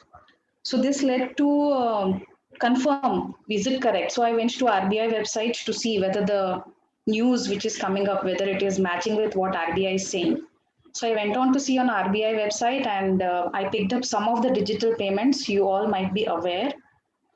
So here is some of the modes through which, some of you might be already operating and few of them are still in pipeline or we are not aware of it because it is for specified people only. So digital payment in India is generally, it is governed, overall governance is by two people, RBI, the governing authority, that is RBI, and NPCI. And these are the various modes through which they are offering this digital payment services. We know already NEFT, RTGS, IMPS, UPI is in all-time high. It is the most popular one right now. NASH is there, AEPS, NETC, BPPS, CTS, and credit card operations were existing. Now, talking about digital payments, the initiative was taken by RBI long back, way back in 2004 and 2005, this started. But it picked up pace during this COVID period. The number of transactions which was seen, digital payments, were very high. So I wanted to study the trend of how are the increasing trend is there, decreasing trend is there, or there is no trend in some of the transactions. So for my study, I picked up not all the digital modes. I have picked up only 3 payment gateways: NEFT, RTGS, and mobile banking. So I wanted to find out the trend. For this, I have collected data from RBI. So first part of my objective was solved through RBI website. So data was collected for 3 years from 2018 to 2020. And I have made a trend line chart for that, which I'll be showing you after some time. And I did a comparative study also out of these 3 modes, which is the one which is widely used, and who are the people who are opting for this mode of payment. And then to confirm this, I thought, let me talk to general people also. So I collected a very small 80 respondents I have taken for my primary data collection. So I wanted to see, is it really matching with what it is coming up in the news and what the data is shown by the websites of RBI and authentic websites. So I collected a primary data wherein general common man, even small proprietor partnership firms were asked to fill up the data, through which I can make out that what is the most preferred, or is there any shift from old payment habits to new payment habits during this COVID-19. And then my later on part will talk about suggestions which were given by RBI and government to promote digital payments, and some suggestions from my end, and then I've concluded. Okay, talking about research methodology, I have already spoke about this. Okay, this is the trend line graph which I have made for NEFT. So there are 3 lines which you can see. So plot areas are there, and can you see the series 2020? This is the year 2020 which is showing the highest trend. So compared to the remaining 2 years in 2020, that is during the COVID period, NEFT transactions increased. The proportion of increase was almost double than what was there in the last 2 years. So I will quickly sum up because I had many charts. I have picked up only the important ones to show the trend. So there was an increasing trend in NEFT, but in RTGS, so this is the line of 2020, the light color which you see, the light brown color. This is the line of 2020. In RTGS, the transactions or the number which was seen was low in 2020. The reason is, you all might be aware, RTGS is for above 2 lakh transactions. The amount limit is high. So it is only preferred by businessmen who have current account. And during COVID period, that is 2020, we know that the business was a much hampered situation. No business was happening. There was complete lockdown for 3 months, and a restricted moment was there. And almost every business was affected by this. So especially during this period in RTGS transaction, we can see that there is a fall. So it showed a downward fall in 2020. Now coming to the next part, that is mobile banking. The most important and very peculiar thing which happened in 2020 was, this is a trend line chart of 2020. Almost the transactions which happened through mobile banking was 4 times of what happened in 2018. So that means COVID-19 has proved as a blessing, because government was trying really very hard to bring everyone on digital platform since I think more than 15 years, 2004, 2005, since then this payment modes were existing. So because of COVID, they were able to achieve this dream. Many people are now on digital mode, and especially mobile banking has acted as a boon, because many of the transactions which are done is through mobile banking, and we are using almost all the payment gateways which they are comfortable with. So government has given lots of option. Whatever you have, use that and go for it. Now this was about the primary data, secondary data. Now talking about the primary data analysis, there were many charts. Again, I have picked up only 2 or 3 charts from the primary data. About using digital payments, see, everyone was aware. All the 80 respondents were aware about digital payment channels, but the shift happened after COVID only. So they use, you can see here, so only 54% were using before COVID-19, the digital modes, but immediately after COVID or during COVID period, the percentage increased to 76. So there is a shift from cash transactions, from cash modes, they have started using digital payment modes. Now, because of course, we all know that because of many reasons, because of maintaining social distancing, not coming in contact with and restricted movement, some of them compulsorily has to shift and some of them are already using this platform. Now, can you see, this is an important chart. I have kept it purposefully. The highest increase is you can see is in mobile banking. So it shows an highest increase as compared to other payment gateways. Cash was the most preferred earlier, which has become the least preferred now in COVID-19. Only for unorganized sector where people don't accept cards or they don't have, nowadays everyone is having Paytm, everyone is using this online transactions, we can UPI transactions directly, it is happening. So cash has become the less preferred and mobile payments have increased. So everyone, I think we can say that almost everyone, even I was not knowing how to make a digital payment before. Only during COVID period, I learned how to make payment through digital transactions through mobile banking. So what was, this is about the measures which were taken by government. I've already explained, see, government has made, RBI has made all transactions completely free. There are no charges from RBI side. Regulatory authorities do not charge anything. It is the banks which in turn might be charging some of the customers. But for normal customer, it is not there. Fast track contactless payment like UPI, QR code scanning, and then immediately paying like we have all about Paytm. Paytm is one of the most popular one which entered in this, and we all are used to, and still it is having its own market share. Government of India has introduced many schemes through direct benefit transfer, especially for those people who are underprivileged or who are not able to get through during the COVID period. And digital initiatives like eSanjeevani, then we have many apps which were available for tracking this COVID period, that whether you are safe or not. And digital payment guidelines were issued. See, when you are shifting from cash payments to digital payment, of course, you need to understand there are some restrictions, there are some risks also, there are some measures also which you need to take care, especially for elderly people, because my research points out, I will talk about the, okay, here, I think, yes, findings. Findings I've already explained that we can see a shift, a huge shift can be seen from cash to digital payment because of COVID. So it is a blessing. Mobile banking growth rate comparatively is higher as compared to NEFT RTGS. So it has overshot all the other payment platforms. UPI is gaining slowly and gradually huge relevance, wherein it is linked to our Aadhaar. So instant payments are happening. Now, one important thing which I would like to point out was almost 90%, 95% of the people said that they would like to continue the way they are making payments. They would like to recommend this to others, and they are happy with the way they are making their payments. But restricted people, 5% were saying no, they don't want to continue, or if when things become normal, they will come back to their old pattern of dealing in cash. Reason was, they were, number one, there were few of them the retired people. They don't want to shift because they like going somewhere out, meeting people. And they were afraid that, security concerns were there, that we are old, sometimes we may commit mistakes. So that is the one issue they were concerned about. So that's why they said they would not like to continue. But majority, 95% were okay with this system. Safety concerns were raised. Now, conclusion. Okay, in conclusion, I would like to say that for everyone, it is very difficult to shift to a new platform, and old habits die hard. Like in fact, for teachers also, it was very difficult. If all of a sudden someone would say, take a lecture on digital mode, we would have never taken that because it was COVID. We all adjusted, learned, unlearned. There were many seminars initially just to how to teach online.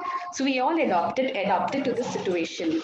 So in conclusion, I would like to say that it is a good thing which has happened in the digital platform modes, but how far the government is ready to cope up this scenario. So are they going to ensure that the safety measures will be strengthened, the cybersecurity part that will have to be controlled? There should be another separate IT department which should be looking after the complaints which will be arising due to the special shift from cash mode to digital mode. The government or the RBI, they need to strengthen the cybersecurity and online frauds. Now, there was one first paper presenter, I don't remember, sir said that we need to give rewards to the people who are using these online platforms. That, yes, that has to be continued, and new schemes must be introduced so that people shift from cash to digital platforms. Not only that, I would like to add in that people who are using cash mode of payment, they should be penalized. And first and foremost, in government sector should be the one who should initiate digital payments. So for them, it should be made compulsory. Only then later on, it can be made compulsory for normal common man also. So cash transactions, if we straight away put penalty on them, automatically people will shift from cash to digital pay. So I would like to conclude with that nothing is permanent. Change is the only thing which is permanent. Thank you. These are my references. Thank you, ma'am. Thank you, Poonam ma'am. Yeah. So now let me check how many presentations are there. Hereafter, Pradnya Bhosekar ma'am, she is ready with the presentation. Pradnya ma'am, Dr. Pradnya Bhosekar. So let me check. Sandesh Shetty is there. No. Apeksha Bhatnagar ma'am. Dr. Apeksha Bhatnagar. No. Dr. Kavita Sharma, she is there. No. Gopal Chanchalani sir. Yes, madam, I am there. Okay. And Vijaya Lakshmi ma'am, are you there? Yes, madam, I am here. Okay. So now we are with last three presentation. Pradnya Bhosekar madam. After that, Gopal Chanchalani will present, and then last presentation will be Vijaya Lakshmi ma'am. So participant, please stick to the time as we are already running up some more timing. So next is Pradnya Bhosekar ma'am. Pradnya ma'am? Yes, ma'am. Okay. Anyone is left out and joined afterwards from the list? Anyone is there? No, fine. So we are now having only last three presentations. So Pradnya ma'am, you can continue. After that, Gopal sir, you will be there. Yes, good evening, ma'am. Thanks for Bharat College. And I am just my share screen is visible and audible. Everything is okay? Yes, ma'am. Both are okay. You can start. So my topic of the paper is impact of COVID on libraries. I am Dr. Pradnya Bhosekar, librarian of Gandhi Shikshan Bhavan's Srimati Surojaba College of Education. This will be by the overall agenda: relationship, students and libraries, SWOT analysis for responding to the COVID-induced challenge, functions of library and library's response in the changing scenario, and my conclusion. Before I start the paper, I would like to give the background of Teacher Education College. Unlike the other colleges, it is a very small number of students, that is 100 students, plus few research students. The duration of the course is 2 years. Library work is compulsory for them. So students' requirements of library is much, because when we do the footfall from the software, 100% attendance in the library every day. So they require library for their lessons, for exams, for PET exam, for TET exams, for paper presentations, seminars, workshop, and so forth. So they frequently come to the library. When this happened in the last month of March, this change was sudden and forced. So nobody knew what to do. Same thing happened with the library and librarian. And students also were very, very frightened. In that first case, what librarian did, that actually this paper is little bit small case study of my library. So she did the SWOT analysis. What are the strengths of our library? The students are really willing to come to the library. Staff is ready to also help. Management and principal are very cooperative. And college students and librarians are in the city, so there will be less internet problem. Weakness was librarian also not very techno-savvy and was not knowing all the digital modes and everything. So not a single book was released. To purchase e-book was a difficult task and students were not ready for e-reading. Then what opportunities? Availability of open source content, initiative of training on tools and techniques, and threats will be post-COVID when they return back to how to shift them from e-reading to reading and recovering all the normal budget was keeping this in mind, librarians started working to face the challenge of the COVID situation. First thing happened was the budget constraint. And so collection development, she has to actually reduce the collection policy and everything.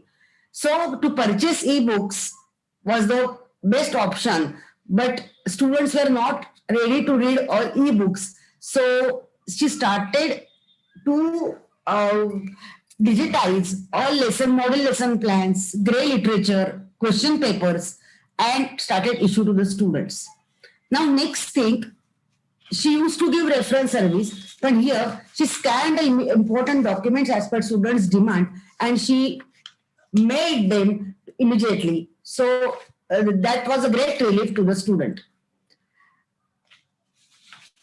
Then to teach about OER, different open educational resources, she launched a quiz and given a session to the different OERs to the students, and they started using that. Initially, students were using Enlist, NDLA, but now for different workshops, webinars, the use of Enlist and NDLA was made compulsory, and that was very fruitful to the students.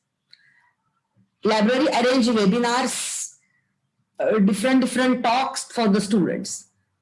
Now here issue return after month of June, the students started little bit coming to the college and issue return. So again the rule and fine system and everything changed in the software was done by the library. Book bank facility was there, but this book bank facility made very useful to students. So library made very strong book bank facility for the first year and second year students.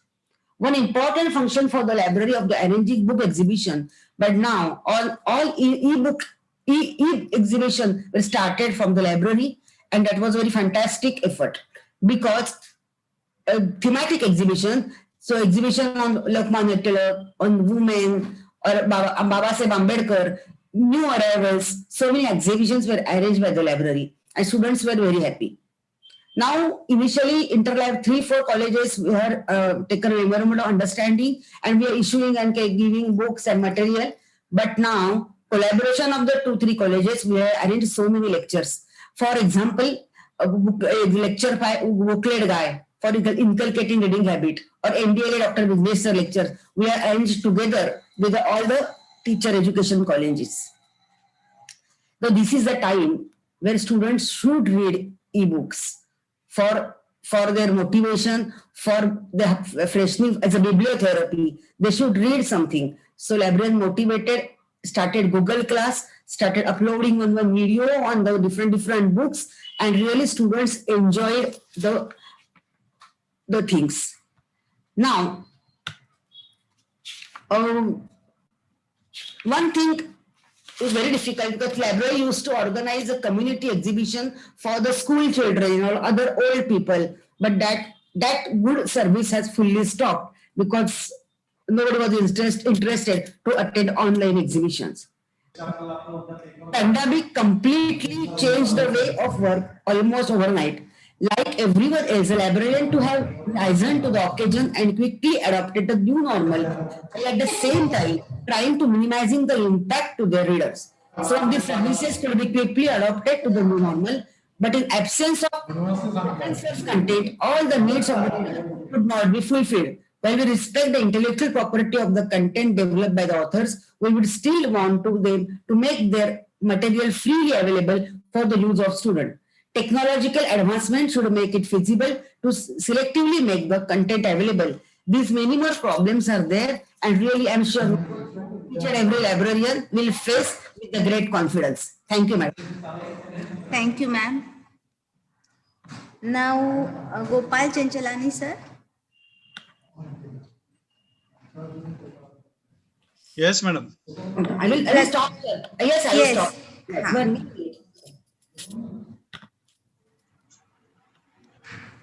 minute. 1 minute, ma'am. Yes, ma'am. Take your time. Now, last two presentations, Gopal Chanchalani, sir, and last will be Vijaya Lakshmi, ma'am. Okay, sir, you can share your screen now. Good evening, everyone. I am Gopal Chanchalani from the conference organizing class, this organizing college. And I am going to present the paper relating to MSME industries, titled as a study on expectations of MSMEs and steps taken by the government of India for MSMEs with a special reference to budget 21.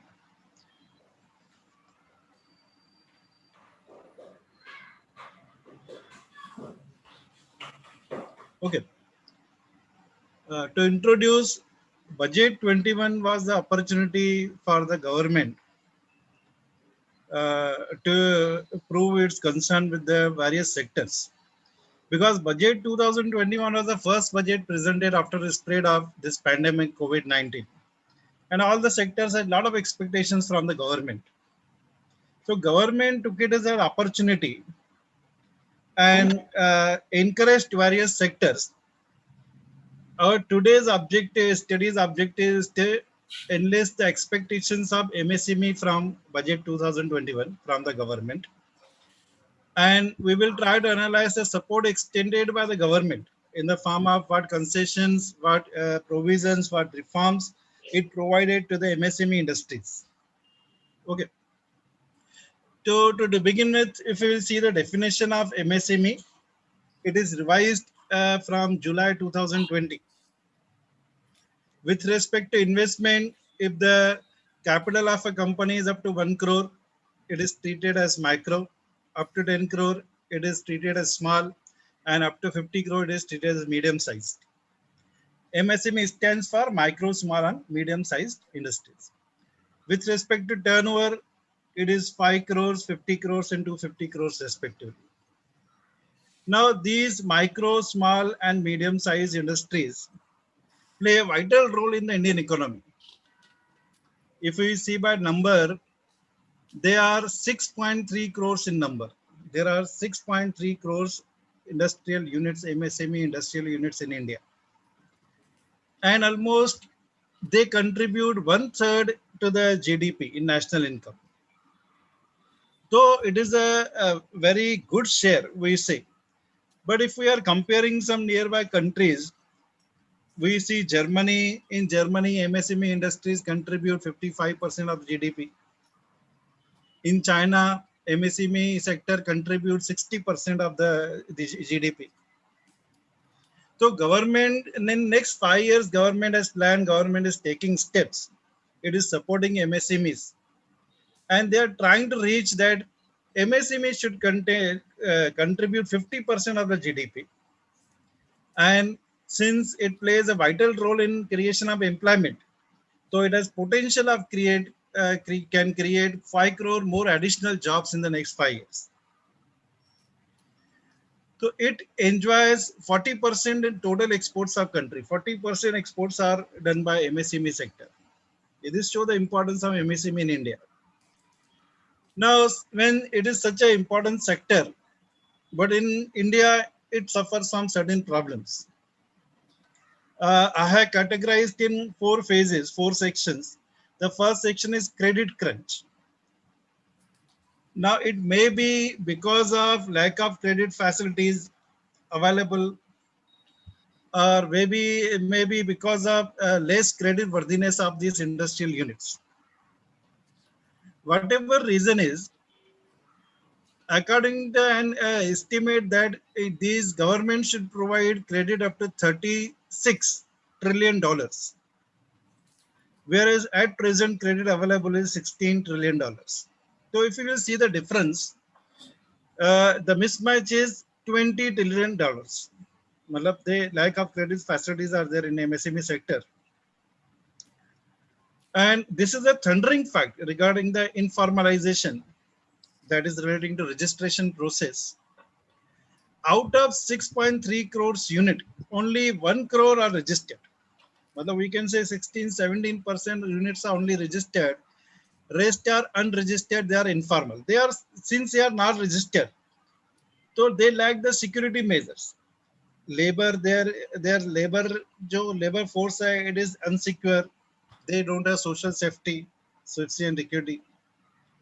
These units are unsecured and they do not provide safety and security to its labor also, because they themselves are not registered.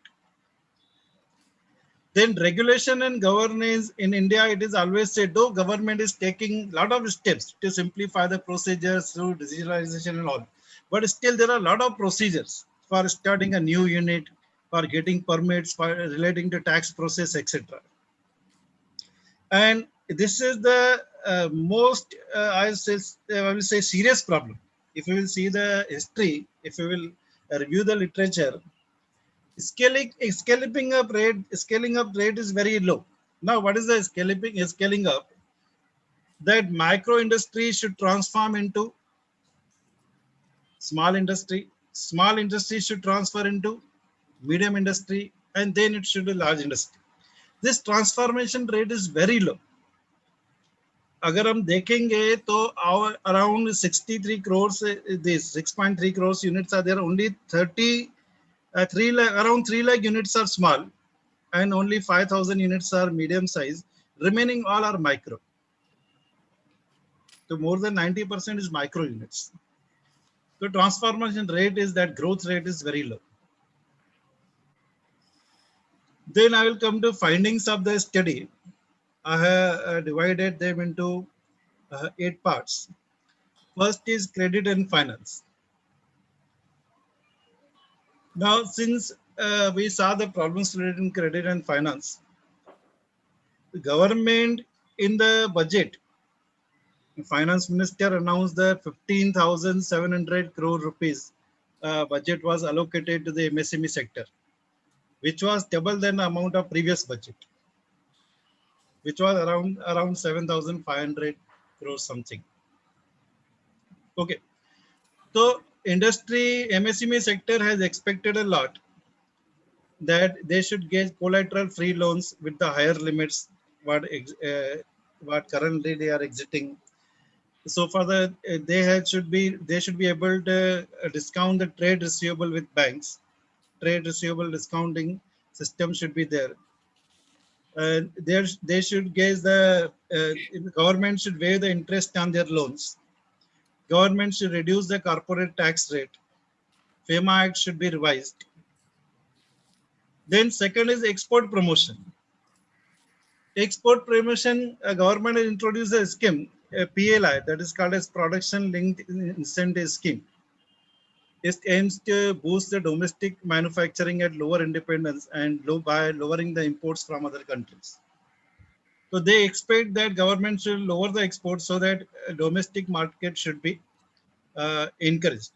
And government has taken various steps. It has increased the duties on various products so that imports should be discouraged, and MSME units should get opportunity to produce new products, those products in the country. It was expected by the MSME that government should control the inflation rate. And government has taken that steps in that direction. It has reduced the custom duties on the products which are imported by this MSME sector. And anti-dumping duty, it has withdrawn. Then next is simplification of GST. Sector expect lowering of GST rate on professional services from 18% to 5%. But so far the reality is concerned, the budget announced amendments to the GST Act and integrated GST Act, including some requirement of getting annual accounts audited. But that expectation was not fully fulfilled. MSME sector expect infrastructure push. In that direction, budget had allocated a lot of money in development of road, railways, highways, and they say ports projects. Lot of money was allocated on railways. Rupees 1,10,000 crores around the government has this allocated to the development of railways. Then plans announced for East Coast Corridor, Kharbud to Vijayagarh. On ports, major ports to move to public-private partnership mode of management. They are planning in this direction. Then MSMEs are expecting about social security for workers. So they expect that government should go for formalization of employment benefits, social security in the form of insurance benefit. Government should provide to the labor force of this MSME sector. And government should conduct some skill development programs for the workers. And budget definitely introduce one nation, one ration card scheme, allowing beneficiaries to claim their rations anywhere in India, largely expected to benefit migrant workers. For workers, budget has taken some steps.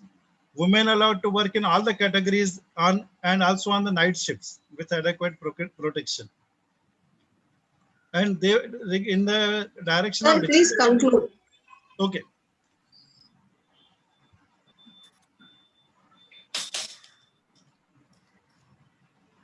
So far the conclusion is concerned, there need a better understanding between MSME sector and government for better functioning and growth of the full country. So on this, where budget is announced just 1 or 2 months back, it is very difficult to say whether this measure will prove, how much effect this measure will prove. But there has to be a better understanding between MSME sector and government for the overall growth of the nation. Thank you. Thank you, madam. Okay, thank you, sir, Gopal sir. Now, Vijaya Lakshmi ma'am. Gopal sir, you just stop sharing. Yes. Vijaya Lakshmi ma'am, you get ready, share your screen and you can start. Yes. Madam, she is the last presenter, right? Yes, ma'am.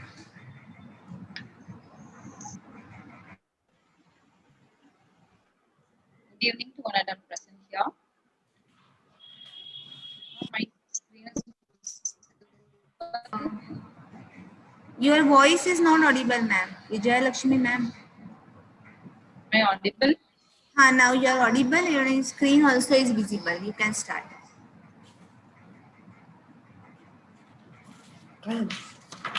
My title is Consumer Perception Towards Grain Products, a study with reference to Chennai City. I am R. Vijay Lakshmi, Research Scholar, Anna Adarsh College for Women, Chennai. For the study, environmentalism has first emerged as a worldwide phenomenon.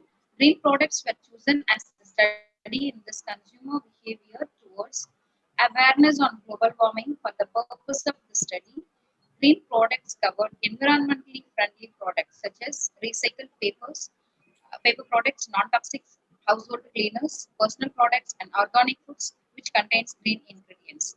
My objectives of the study: to examine the relationship between the factors influencing green purchase behavior on level of satisfaction, to segment the respondents based on the green purchase behavior dimensions, examine the association between the green orientation clusters and profile of the respondents, to measure the opinion of the respondents towards the green products attributes, factors influencing green purchase behavior and attitude towards green purchase behavior, to examine the influence of green orientation clusters on the opinion on green products attributes, to compare the mean value of factors influencing green purchase behavior among the green orientation clusters, to compare the mean value of the study variables and demographic profile of the respondents. My findings: my sample respondents are 104, chosen the random sampling. Straight away go with the findings of my study. Opinion of attitude towards green purchase behavior. One sample t-test revealed significant mean difference with regard to attitudes towards green purchase, perceived consumer effectiveness, health consciousness, attitude towards the environment and social. Respondents exhibited a higher score on an attitude towards the green purchase. Orientation clusters. The independent sample t-test revealed significant mean difference between the two green orientation clusters with regard to the green product's attributes: style, durability, color, quality, design, size. Orientation clusters. The key attributes perceived by the respondents are quality, durability, and variety, while the key attributes perceived by the respondents, while among the low green orientation clusters, the key attributes are quality, color, and variety. The comparison of purchase intention and purchase habits of the respondents. ANOVA test revealed significant mean difference among the preferred place of purchase and the amount spent per month found with regard to the purchase intention. On the basis of the preferred place of purchase, those who buy in organized retail outlets have a higher level of purchase intention. On the basis of level of purchase intention, impact of factors influencing green purchase behavior on level of satisfaction. Multiple regression results reveal that the purchase behavior on level of satisfaction are personal value, motivation, references, label, community, and information. Further, the personal value is the most influential factor on level of satisfaction by motivation. A chi-square test. Association between the amount spent per month for purchasing green products and preferred place of purchase. Chi-square test revealed that the amount of spent per month for purchasing green products have significant association with the preferred place of purchase. Among those respondents whose preferred place of purchase is online, a higher percentage of respondents, 30.3%, were found among those respondents who spent more than ₹2,001 for green products. And my conclusion, to conclude, going green has become a slogan and being discussed by individuals from all walks of life. The present research work indicates that the key to raise green purchasing intention among the general public lies on other factors, which are attitudes towards the environment, social and consumer effectiveness, current people lifestyle. Green purchase behavior is given much attention because of many problems such as diseases and green environment. Thank you one and all for giving me the opportunity. I thank the organizing committee, Bharat College of Arts and Commerce. Thank you, ma'am. Thank you, madam. Thank you so much. So this is the end of this technical session. Now the next session will be handled by our IQAC coordinator, Mrs. Farida Khopoliwala ma'am. But before handing her out, I wanted to introduce her. Mrs. Farida Khopoliwala ma'am. She is the IQAC coordinator, most senior faculty, a part of Bharat College from the day it is started. She has 30 years of experience, published various papers, completed one minor research project. She is a woman of voice that can make all of us to complete our work. So with these words, I welcome Farida ma'am and request her to take the charge of valedictory session. Thank you everyone. Thank you so much. Farida ma'am, over to you. Yes, madam. Thank you, Pooja madam, so much. Now over to valedictory function. Good evening and a warm welcome to one and all for the valedictory session of one-day international e-conference on COVID-19, a holistic approach towards sustainability.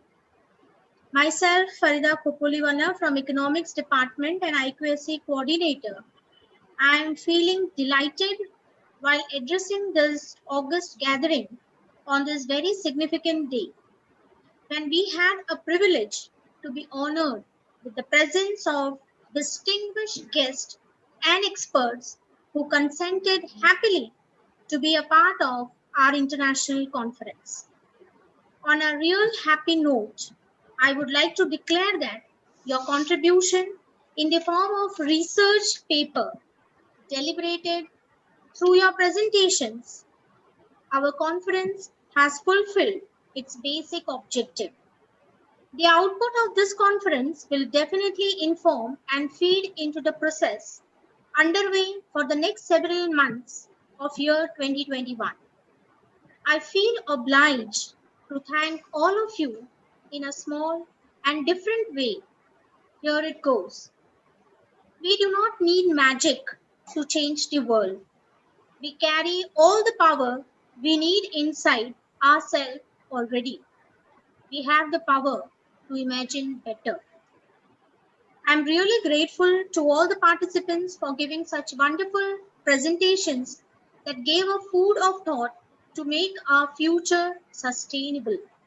Really thank you everyone from the deep of my heart. I would now request our co-convener of International Conference, Ms. Brushali Kulkarni, to give a brief report of the day. Madam, please.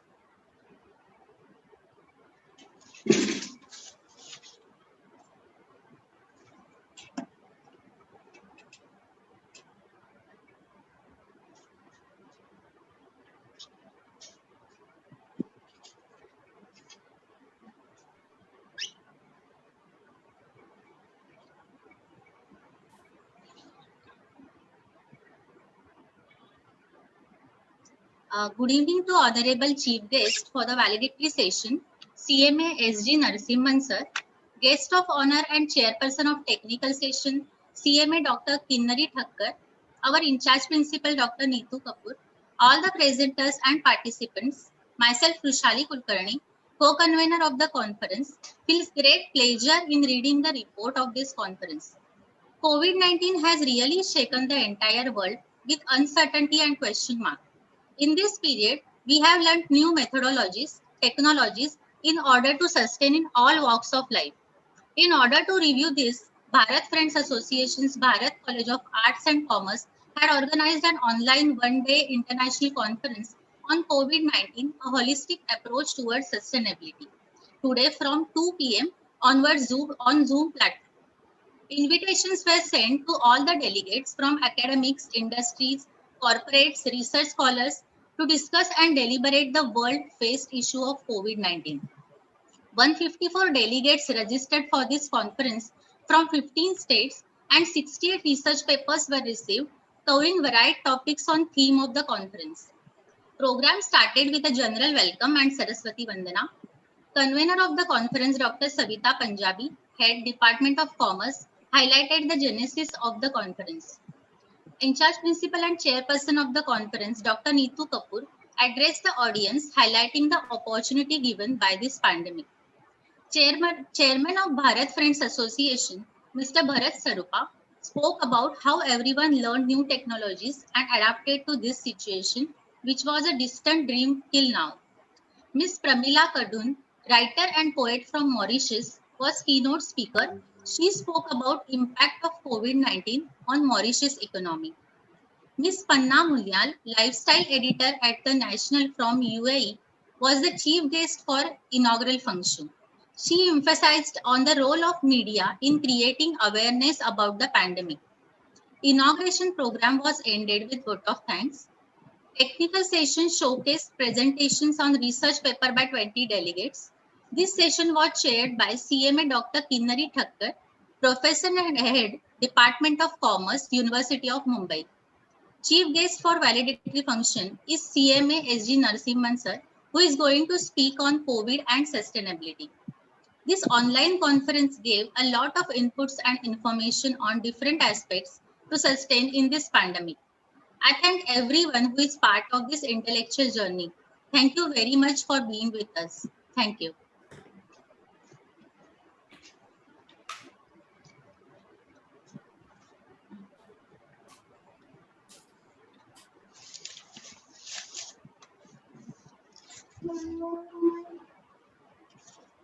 Thank you, Vrushali madam. Thank you so much. Now I take this opportunity to welcome a person playing a dual role today for the international conference, that is a chairperson of technical session and the guest of honor of valedictory function. CMA Dr. Kinnarikar Thakkar madam. She's already been introduced, but as my privilege, I would just highlight that she is a recipient of Dr. APJ Abdul Kalam Award for Teaching Excellence in 2018. And second, recipient of Shiksha Ratna Puruskar for meritorious performance in teaching is sufficient to understand that sun needs no artificial lights to shine. I would kindly request Madam to give her feedback for the technical session and also present her views on the topic. Madam, please enlighten us. Thank you, Madam. So, dear participants, the organizing committee members, and my dear friend, Dr. Neetu Kapoor, in charge principal, very warm evening to all of you. Let me discuss about the paper presentations and the feedback of the paper presentations. I'd like to say that all the papers they were presented, they were of very good quality. And of course, no one deviated from the theme, and all the papers were prepared by the researcher with deep interest. And we were able to identify that the topic chosen and the contents which were chosen by the presenters were with deep study, and a lot of efforts were taken by all the presenters. However, I just like to make few comments and observations that there were papers which, many papers followed the format of the research paper, but some of them were very, very pertinent, and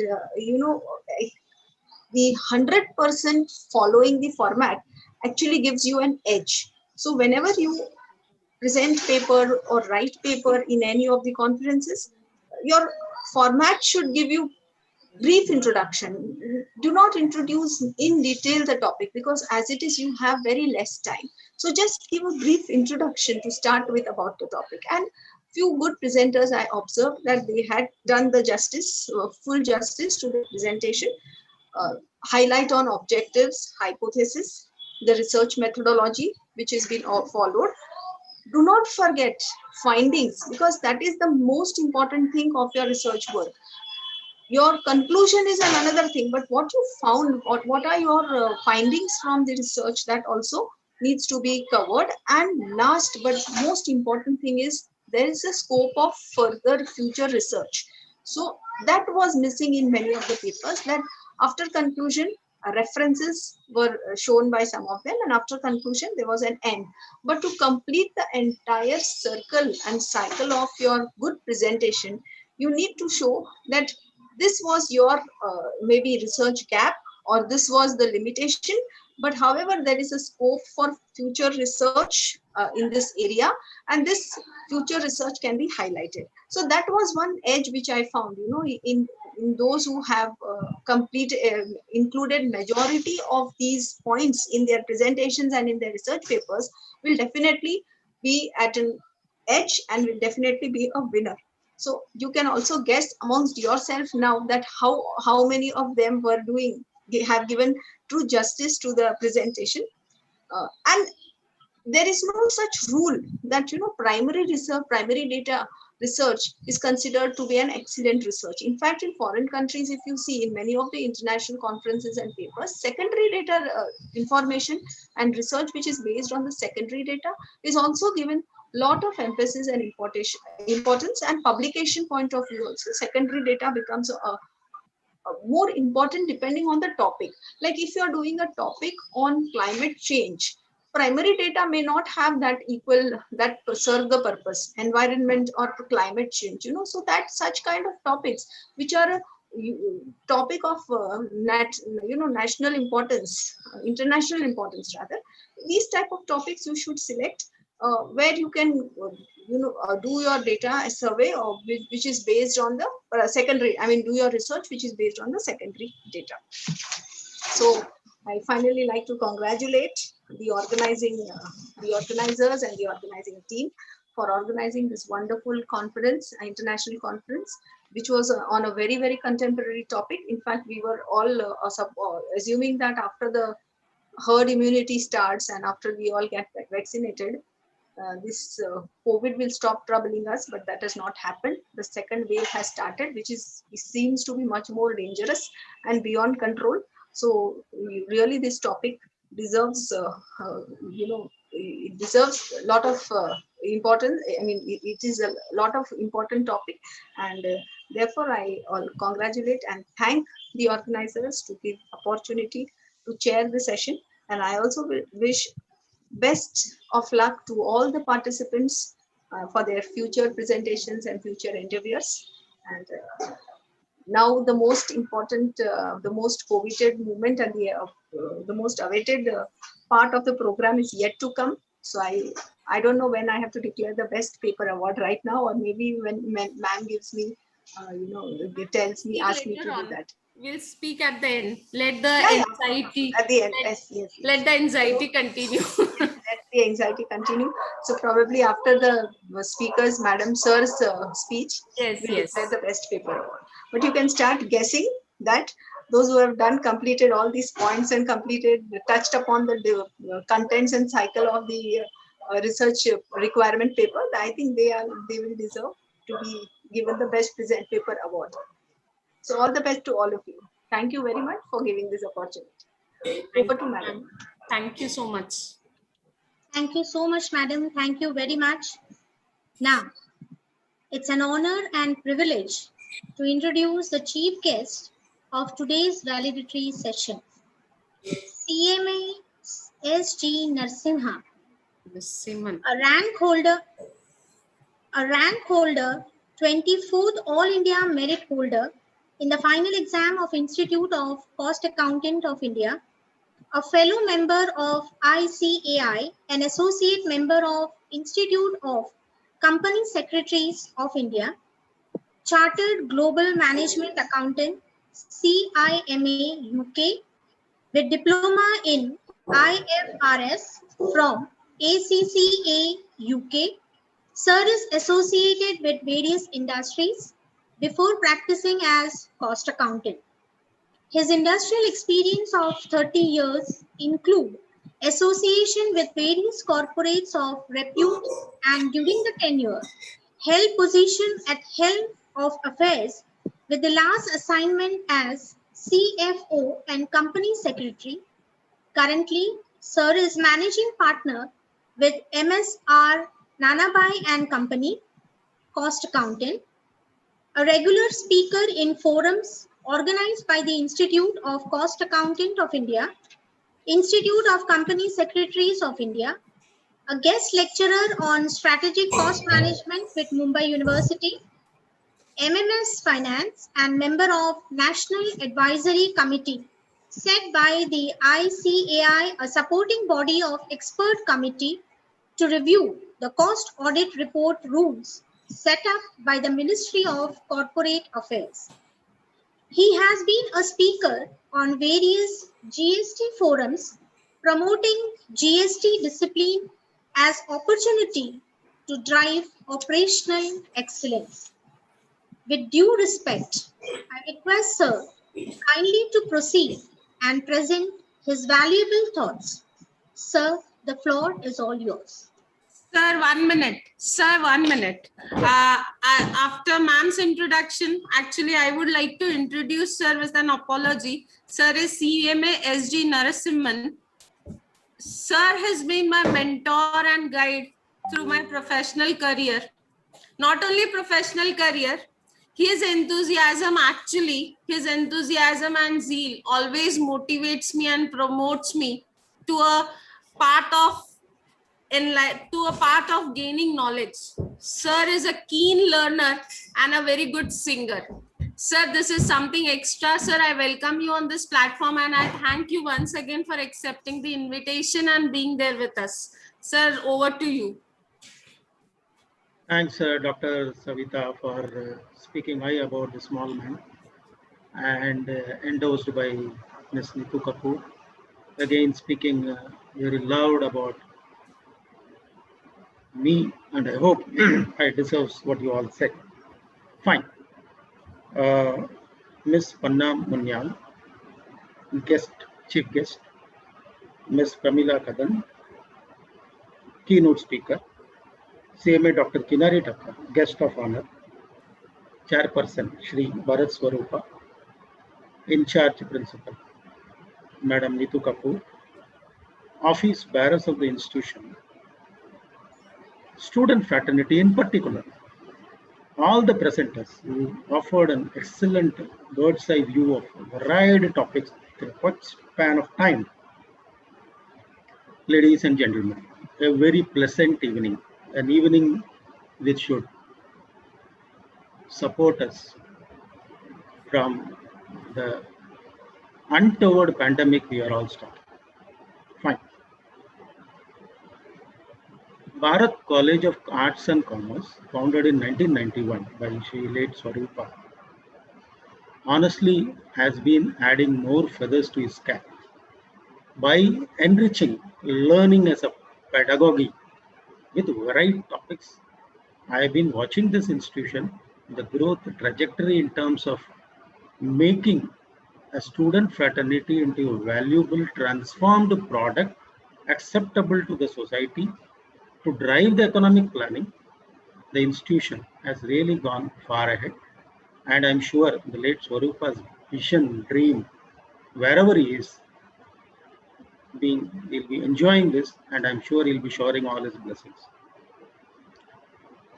Coming back to the subject, COVID-19, holistic approach towards sustainability, is an apt subject of today's environmental scenario, global scenario, I would put it very categorically. COVID is one subset of sustainability, but sustainability is a topic I'm sure all will endorse.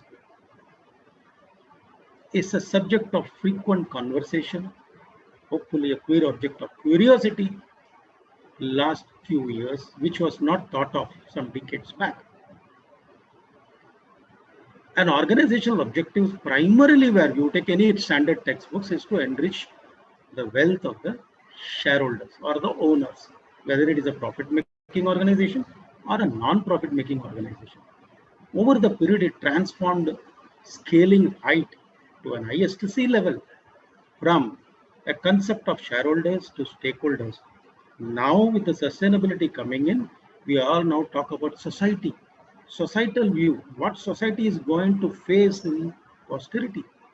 That's what is something called Sustainable Development Goals, which was initiated somewhere in 2015 by UNDP, United Nations Development Program, where our United Nations members, all member countries, actively supported, and profit making is not the only objective. Profit making is a short-termist operation.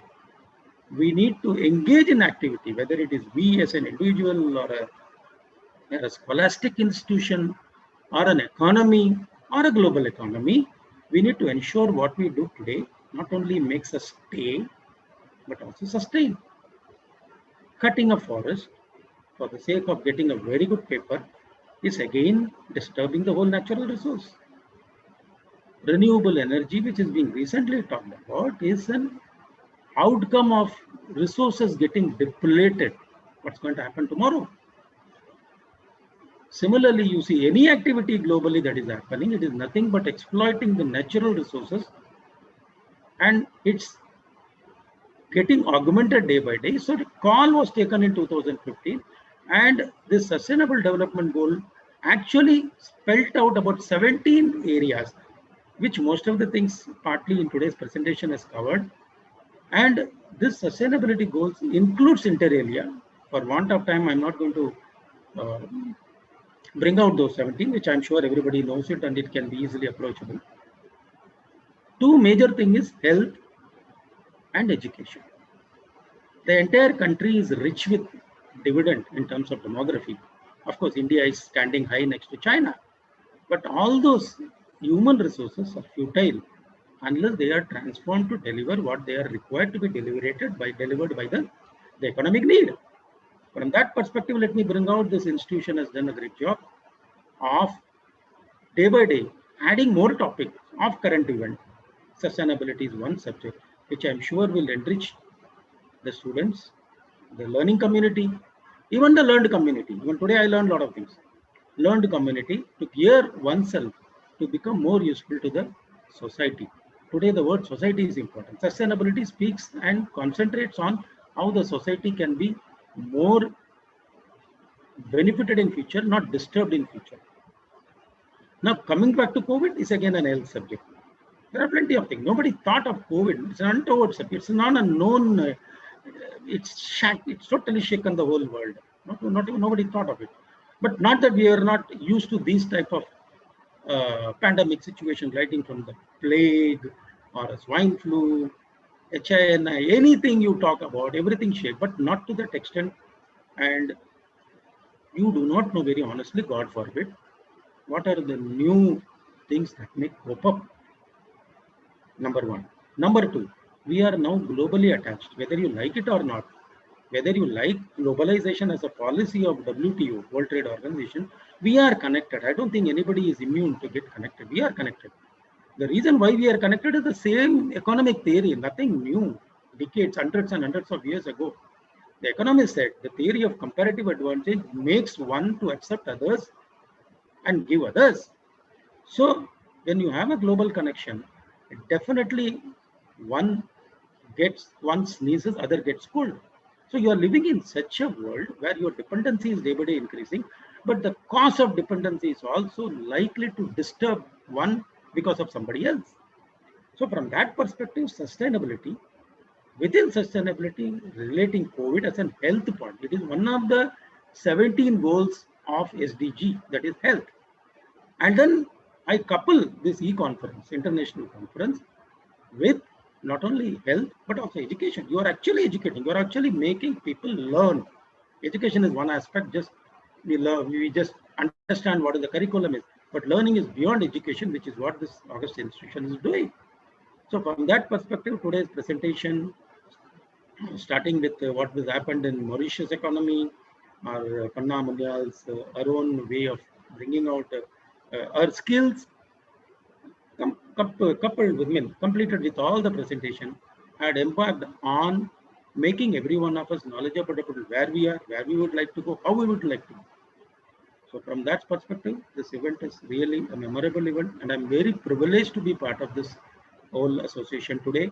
And I'm very honored by the managing committee to have invited me and shared my little bit of thought, connecting sustainability to the SDG goals. So what we had today, the whole session is nothing but, again, encouraging, supporting proactively the goals which has been accepted by member countries under United Nations. It's relevant, significant, important, cannot be given a second look. So this institution definitely gets compliment, a small man to compliment, but still they deserve, along with all the speakers and presenters who have almost covered all the areas. With these few words, I wish this institution a grand success in its future perspective, future outlook, and I represent a large management accounting firm with 40-member team.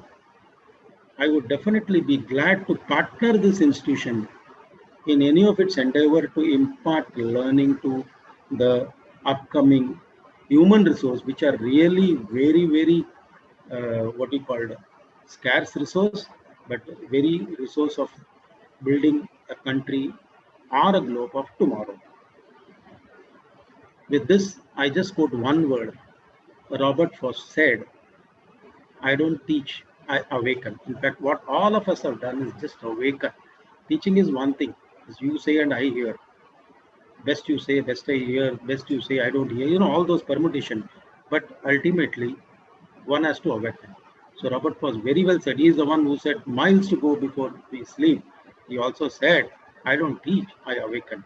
So all of us today has awakened each other. I got awakened, and I'm sure I would have little bit of my little experience would have awakened you. With these few words, I again submit that I would partner this institution in whatever way it is required, so that each of us learn from one another and try to grow oneself, country, globe for a better, peaceful, no poverty, no hunger, and no COVID again, with full of discipline. COVID is nothing but discipline. It has taught us discipline. Somebody said COVID has given an opportunity. I use the word COVID has made us more disciplined, to be very honest. The last 1 year, we all so take care of us. Honestly, we should thank COVID. I'm sorry, I'm using thanking COVID in a literal word, but we all will be strong enough, I'm sure, with the government's initiative. The day is not far away. With our own disciplined approach, we can get by to COVID. Thank you very much. Once again, thanks for making me participate in this August event of E-International Conference. I didn't feel I am on a virtual mode. I'm actually feeling I'm part of you, nearby you. That's, of course, as Mr. Swarupa said, the technology is really embedded in us very strongly. Where whosoever it is, they have accepted it, and I'm sure with this we can strive to grow as high as possible. Thank you very much, everyone. Thank you so much, sir, for your great words. Thank you from all of us. I now request Dr. Kinnarika Thakkar, Madam, to disclose the much awaited name for the Best Paper Award winner. Madam, I have selected 2 papers. Will it be fine, ma'am? Yes, Because yes, ma'am. Yes, ma'am. it was so good that, I thought that one should not be left behind if, if we take one. So it was a injustice on my part if I would have ignored the other. So declaring, I will not keep you awaiting for a long time.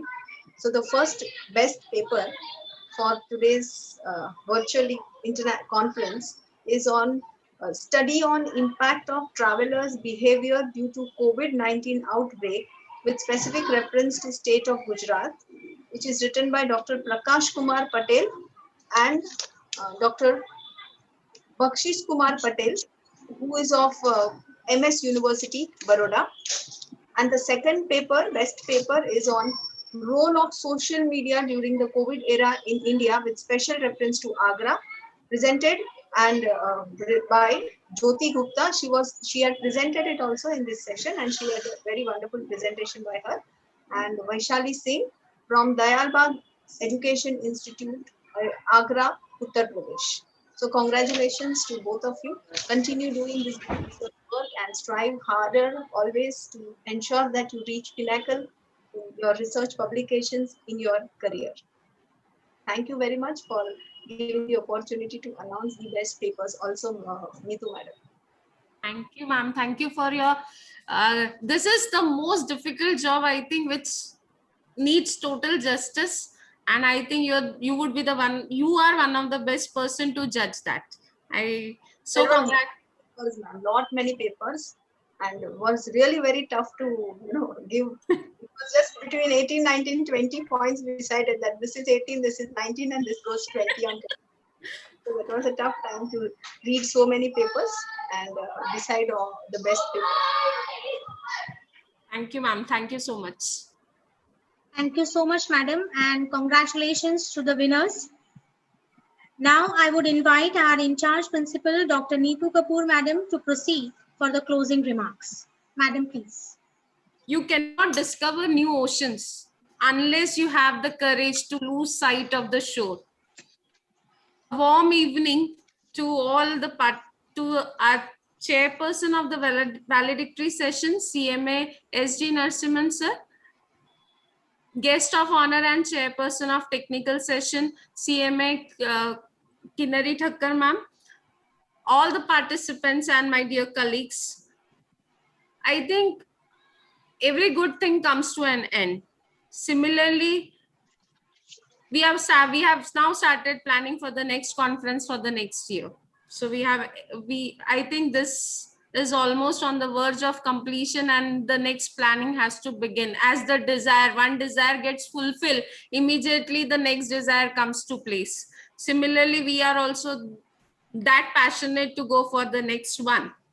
over a period of time, the way we used to do things has changed and the new normal has come into existence. This is what actually has happened during this pandemic. And this pandemic actually has brought good things to Bharat College. Doing this conference, virtual conference, international virtual conference was a dream that we left last year when we finished our national conference. So we never thought that, we just thought that we'll do next year international conference. At the end of the conference, we said that next year we'll do international. And I think it is only possible because of COVID-19. So I'm thankful to Corona for this opportunity that has come in disguise. Creativity is thinking up new things and innovation is doing new things. That is what this conference was all about. I'm thankful to all the participants and I would like to congratulate the winners of the conference. It is really impossible to conduct any conference without the participants. So the participations, the passion to give the research paper, this actually motivated us. When we started, we just thought that we won't receive more than 30 papers. I said to the convener, madam, this time we should target 80. So reaching somewhere near to the target, what I wanted was, and that I think was well done by the team. So at the outset, I would like to first thank the chief guest of inaugural session, Ms. Panna Munyal, in her absentia, the keynote speaker, Ms. Khadun from Mauritius. I'm thankful to Narasimhan sir for his gracious presence. Kinnari ma'am, your support has always been there and you are always supportive. No one can deny that in the whole Mumbai University. Definitely your presence, your guidance, your review has helped us to keep ourselves safe. Your judgment was excellent. So thank you very much for being there. I'm thankful to the whole team of Bharat College for taking up the words and working on it. It has never been that we ever thought of international conference, and one CDC meeting we declared that we want to do international conference. Our chairman sir said, yes, go ahead with that. And today I could feel that yes, we spoke and we did it. It's all because of our management, our chairman sir and secretary sir, who has always supported us. The team that works together without any yes and no, without any question, that is what God has gifted me. So a grateful heart is a magnet of miracles. I'm really grateful to everyone who have contributed in some or the other way. Thank you to the participants and contributors to this online international conference. It's really a pleasure to be with you, and I hope so this virtual conference will always keep us together. Maybe we may not meet physically in recent times, but we can always be connected on this virtual platform. Thank you very much, Farida ma'am, for giving me opportunity to speak again. Thanks once again.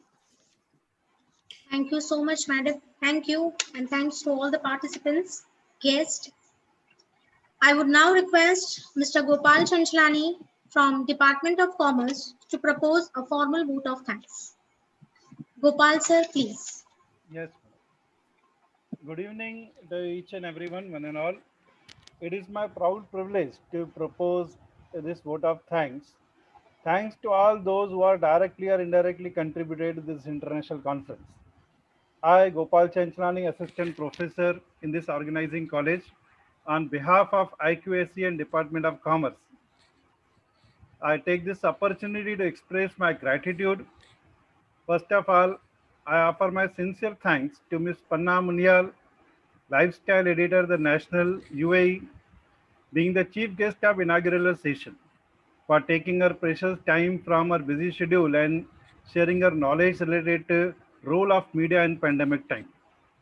Secondly, I would like to offer sincere thanks to Ms. Pramila Khadun, keynote speaker at inaugural session, a great writer and a poet from beautiful island Mauritius, for sharing her scholarly knowledge regarding impact of COVID on economy of Mauritius. Ma'am, we are really enlightened with your knowledge and excellent speech. After that, I would like to thank CMA SG Narasimhan sir, Managing Partner of Messrs. Nanabhai and Company, Cost Accountants, Mumbai. Sir, we are really thankful to you for accepting our invitation and being the chief guest at valedictory session and for expressing your view on the theme of this conference. Thank you, sir. And I special thank I would like to add the word special. Special thanks to CMA Dr. Kinnari Thakkar, Professor and Head Department of Commerce, University of Mumbai, for chairing technical session, analyzing all the papers, and selecting the papers for the award. The best role she has played. Madam, thank you, and we expect your cooperation in future also in such your association in such conferences. Thank you, madam. Then I would like to thank our chairman of Bharat Friend Association, Mr. Bharat Sarupa, who also joined this conference.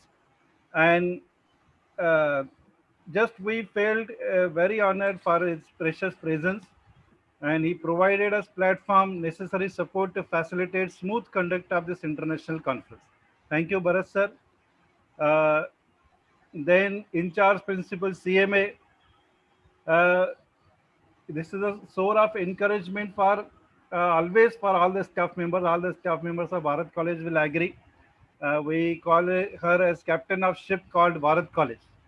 Thank you, madam, for deciding this conference, which is supported. The benefit of this conference was taken by all the staff members of Bharat College.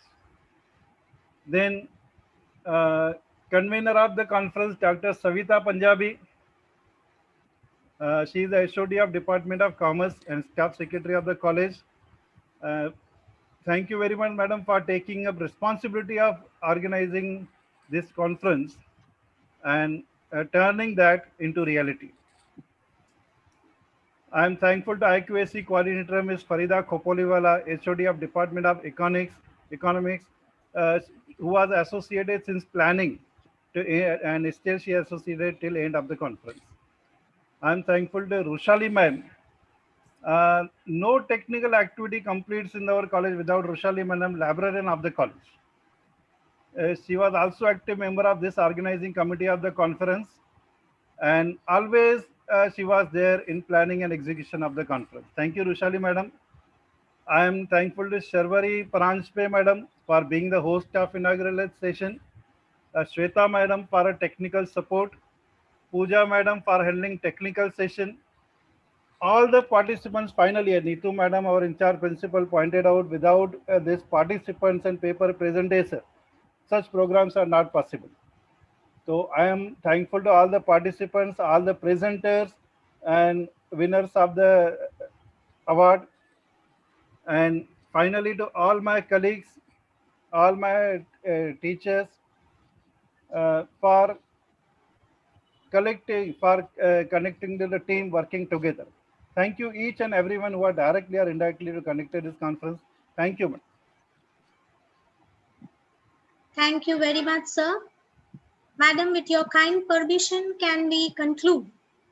Yes, before that, I would like to thank Narasimhan sir and would accept the sir's proposal to work to support us in activities. Sir will definitely have a meeting where we can discuss certain proposals and work together. The winners, if you all can just send your addresses on our mail ID so that we can send you your awards at your place. Please do email us. All the participants are requested to please fill the feedback form. Whether you have presented the paper or not, please do fill the form. So fill the feedback form so that we will be able to send you your participation certificate. Thank you very much. So here we conclude this virtual international conference, saying thanks to all of you. It's all because of you that we did it today. Thank you once again. Thank you. Thank you one and all. Thank you so much.